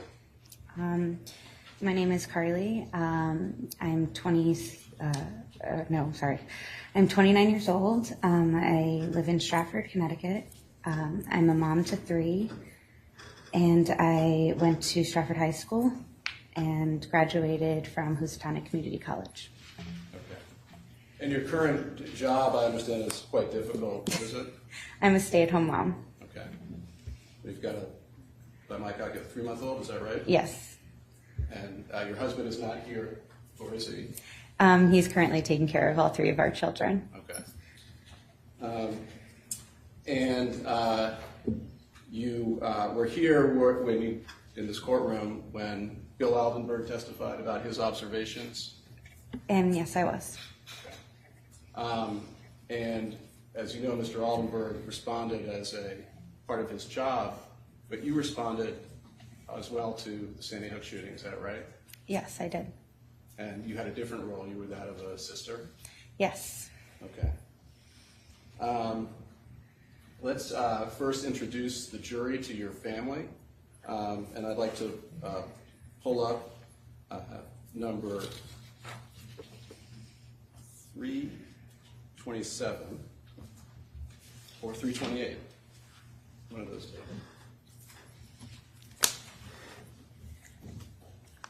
Okay. Thank you. Here we have, this is not a J. Crew catalog, is it? Judge. Here, can you identify, first of all, this photograph, do you recognize it? Yes, it was my last Easter with my sister. So Easter is in April? Yes, of 2012. Okay, so this was April in the year of the shooting. Now, it looks like when you say sister, that doesn't, can you identify who we're looking at from left to right? My brother is on the left. That's Carlos Matthew Soto, and then myself, and then my older sister, Victoria Soto, and then on her side is my other sister, Jillian Soto Marino. Okay, and do you know where this photograph was taken? This was taken at the seawall in Stratford. Seawall in Stratford, okay. So this was about 8 months before the shooting, is that right? Yes. And you call him your little brother still? He'll always be my little brother. Okay. His name is Matthew, right? Yes. And how old was Matthew roughly in this picture, do you know? I was 19, so he was probably 13. Okay. And you said that Victoria is seated between you and Jillian, is that right? Yes. But Jillian, Victoria was the oldest? Yes. And how old was Victoria in this photo? She would have been 26. Okay. When was her birthday? November 4th. So she turns 27 in November of 2012. Yes. And then you have Jillian, and how old was Jillian? I'm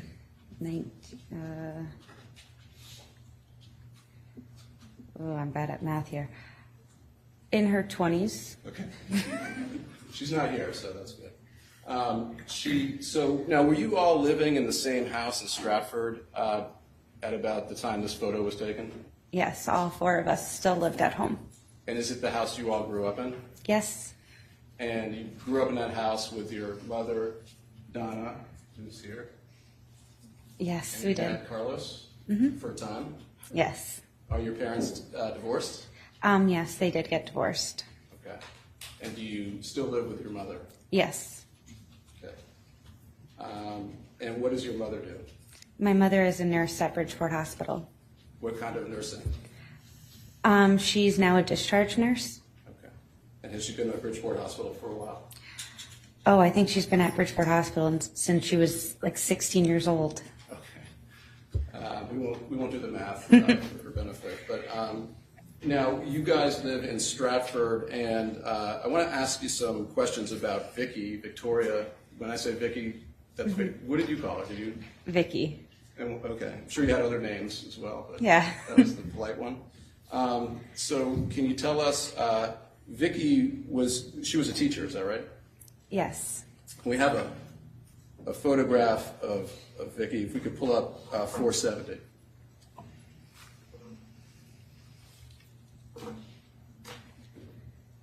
Here she is with what appears to be many diplomas. What can you tell us? When was this photograph taken, if you know? This was at her college graduation. She graduated a dual major in education and in social studies. Okay. Did she ever take any acting lessons? No. Was she a serious student? Yes, very. And did she really get 2 degrees at the same time, or? Yes. Okay. And can you tell us whether Vicky was the first in your family to go to college? She was. Was there some debate in your family about this, or? No. Okay. Your mother got to nursing school, or Yes. nursing degree? Didn't that count? Yes, it does. Okay. But to Vicky, did it count? Yes, it did. And Vicky when did she become a teacher, if you know, at the Sandy Hook Elementary School? 2012 was her third year of her own first grade classroom. She was a student teacher there prior to that. Okay. And from time to time, did you and Matthew and Jillian help decorate her class?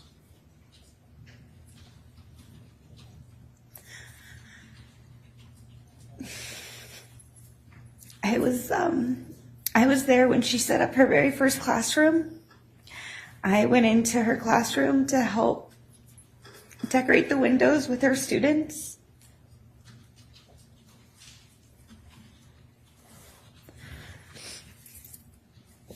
And she was a real teacher, wasn't she? Very much.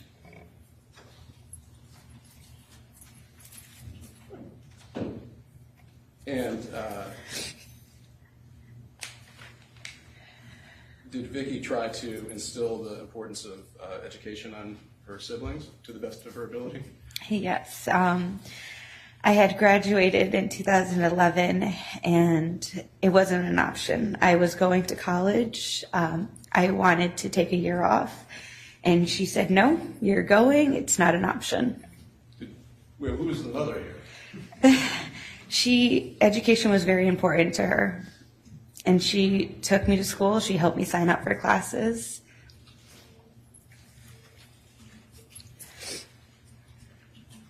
And can you tell us a little bit about Vicky's, what she thought of her job as a first grade teacher? She loved teaching. She wanted to be a teacher since she was a little girl. Her godmother is a teacher, and that's why she wanted to become one. And when she started teaching at Sandy Hook, she knew she wanted to stay there. Now, you understand, you were here for opening statements, so you understand that there's a gentleman named Alex Jones who has a media operation who has been calling Sandy Hook a hoax since 2012. Is that right? Yes. Okay. Was there anything fake about Victoria's love of teaching? No. Let's judge on that. Was there anything? Sorry. Well, we have to establish his wrongdoing. Hold. Was there anything fake about her pride in her diplomas? No. Was there anything fake about you going and helping around her classroom? No. And can you tell us about your last recollection of your sister in real life? What was your last recollection when you interacted with her? Thursday night, we had went out to dinner, my mother and my brother and I, and we were picking up food for my sister to bring home. She wasn't able to come with us, and when I got home, when she got home, I was sitting on my mom's bed picking up my college classes, and she had walked in the room. There was a stack of papers. She picked up the papers and just threw them at me. And we were just goofing off. We were throwing candy at each other, and my mom was scolding us that she didn't want the dogs to get the candy, and we were just Right. goofing Did you want off. the dogs to get the candy? Yes. Okay. But we were just goofing off, having fun, like sisters. And were you looking to her for advice and help in helping to select your college classes? Yes. I took her opinion on what classes to take very seriously because, like I said, education was a really big thing to her. And that you said Thursday, and I think I'm not sure it's been established. The shooting at Sandy Hook occurred on Friday, December 14th. Yes. Is that right? So this was the night before. Yes. And you had gone to dinner with the family. Where was Vicky? Vicky had accidentally dropped her phone in the toilet, so she had to go to Apple to purchase a new phone, and then she went to a Scholastic book fair to pick up books for her classroom. Okay. And did she come home with books? She came home with a big bag of books, and she was very excited. Did she come home with a new iPhone, or? Yes, and a new iPhone. And was the books were for the holiday season or just for the class? Just for her classroom. She also purchased a book for a friend that was a teacher, and the book was titled "I'll Love You for Always," or "I'll Love You Forever," one of the two. Kids book?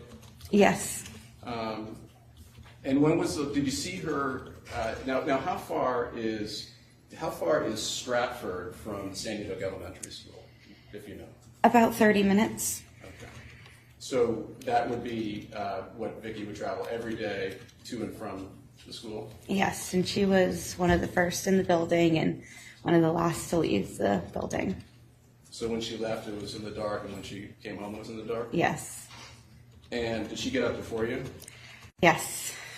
And was she very delicate in her morning routine? No. I lived in the basement, and she would very loudly walk around in her boots for school. And I do remember that the morning of that, she was stomping her feet, and I don't think it was purposely. She just wasn't very elegant with it. And did you see her that morning? Unfortunately, no. Okay. Did this really happen, everything you're saying? Yes. And did there come a time, we can take a picture down that way. Did there come a time, what did you do that day, if you recall? It was early in the morning, I know you said when she left, but what do you recall doing that day prior to being made aware that something was going on at Sandy Hook? I had went to a doctor's appointment early in the morning. I came home, and I wanted to go back to bed. It was still early in the morning, and my mom kept calling me, and I thought she had just wanted me to do something around the house. And when I did, she had told me that there was a shooting at Vicky's school.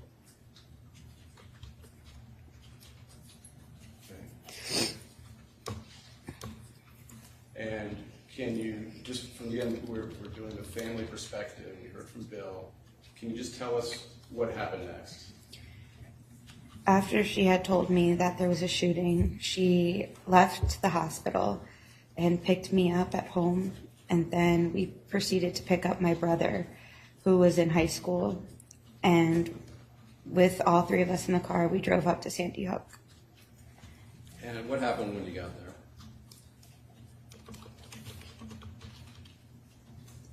There were so many people running, holding their kids.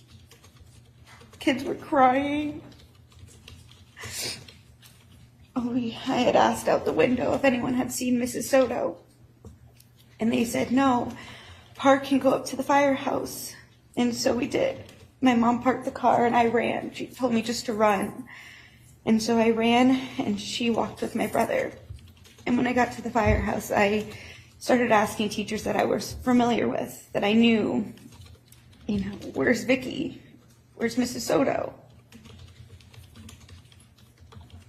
And they all just looked at me and they said they didn't know. They didn't know where she was.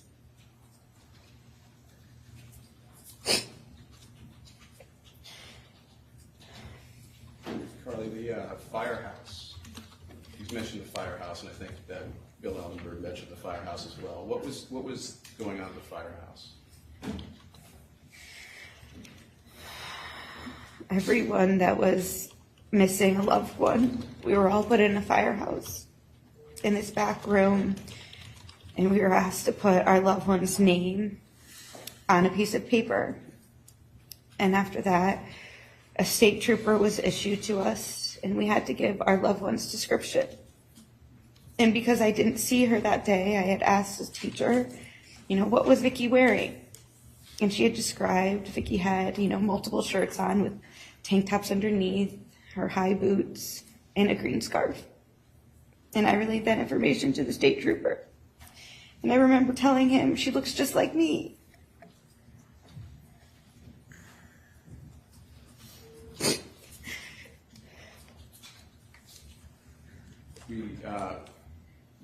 Did you and or your mom and or your brother or your other sister, were you trying to contact Vicky during this time?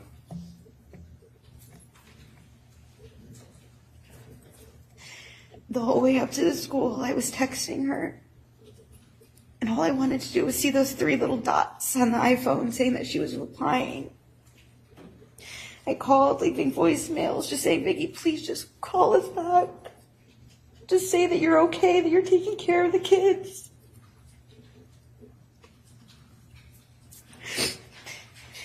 And can we pull up Plans Exhibit 290? What exhibit is that, Attorney Bassler? 290. Thank you. One moment, please. Take your time. Why don't we take it down then? We'll make sure it's marked as a full exhibit. This is 290.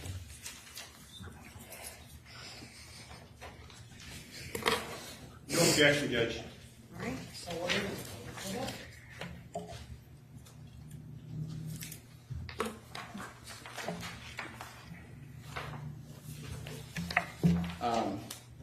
And is this a photograph that you? Is that you in the photograph? Yes. And was that a photograph that became widely distributed, to your knowledge? Yes, it was. And is this you trying to reach or speaking to somebody else about Vicky? Yes, I had called my friend. We were told that there were multiple casualties. And at this time, we had known that there was kids that were killed. Sorry, you did know or did not? We knew that some kids were killed, but at this time I didn't know that Vicky was dead for sure. And what was this time? This is before we were informed. I was standing at a barrier at the end of the access road that went up to Sandy Hook. And they had made a barricade where no one could go up to the school. And I was just standing there waiting, hoping that she was going to come down the hill holding her kids' hands. Was this, Carly, would you say this was within 2 or 3 hours of shooting? Yes. Did you ever hear of a man named Alex Jones prior to the shooting? No. Did you ever publish any lies about him? Do anything to him? No.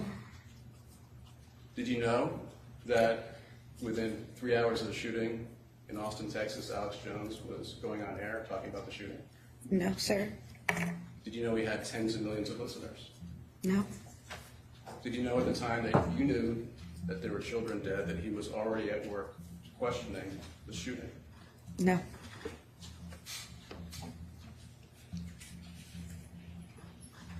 Was there anybody at the scene who was questioning the shooting? No. Everyone was just questioning where their loved one was. Did you see any frauds or imposters or actors on the scene? No. Were people taking it seriously? Objection. Sorry, objection. Calls for conclusion. What states of mind? Did it appear to you that people were taking it seriously? Yes. Everyone was in tears. Everyone knew that something serious had happened.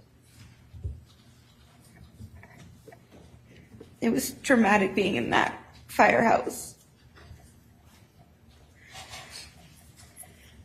Did there come a time when you learned that your sister had died?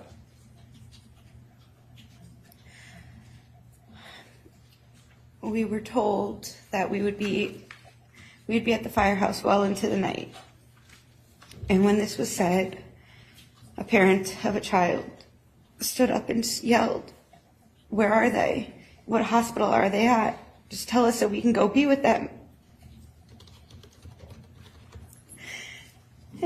And right after that, we were told that everyone had expired. In those exact words, that everyone in that room had lost someone. And who uttered those words? I believe it was the governor. And where were those words uttered? In the firehouse. And what happened there? I assume you went, yes, I don't want to drag you through more of this. Can you just tell us, at some point you decided to tell us what happened leading up to you leaving? When we were told that everyone had expired, I ran out of the room. I ran out of the room and fell into a firefighter's arms who was standing outside. And my dad had came up behind me and he said, "We need to go. We need to go home. There's no reason for us to stay here anymore." And so we were all ushered into cop cars. Well, at least my family. I don't know what really happened with everyone else. And we were brought in cop cars and we were driven home. And I remember my mom in the back seat just calling people saying that she was dead. And it was the most bizarre thing that has ever happened to me because I couldn't believe my older sister, who's a teacher, was shot. How many people would you say were on the scene? Were there hundreds or thousands or somewhere? I want to say hundreds. And did there come a time, and your sister, your sister's buried where? My sister's buried at Union Cemetery in Stratford. Now, did there come a time, Carly, where you became aware that there were people who believed that Sandy Hook was a hoax? Yes. And can you tell us your first recollection of about when you became aware of this? Within the first couple months, it started people posting the picture that you just saw alongside of other pictures of young women crying, from anywhere from the Boston bombing to Aurora, other tragedies, and my picture was put alongside of them, saying this is the same crisis actor She's everywhere. How can she be in multiple places at once? And from there, it felt like it snowballed. It just got worse.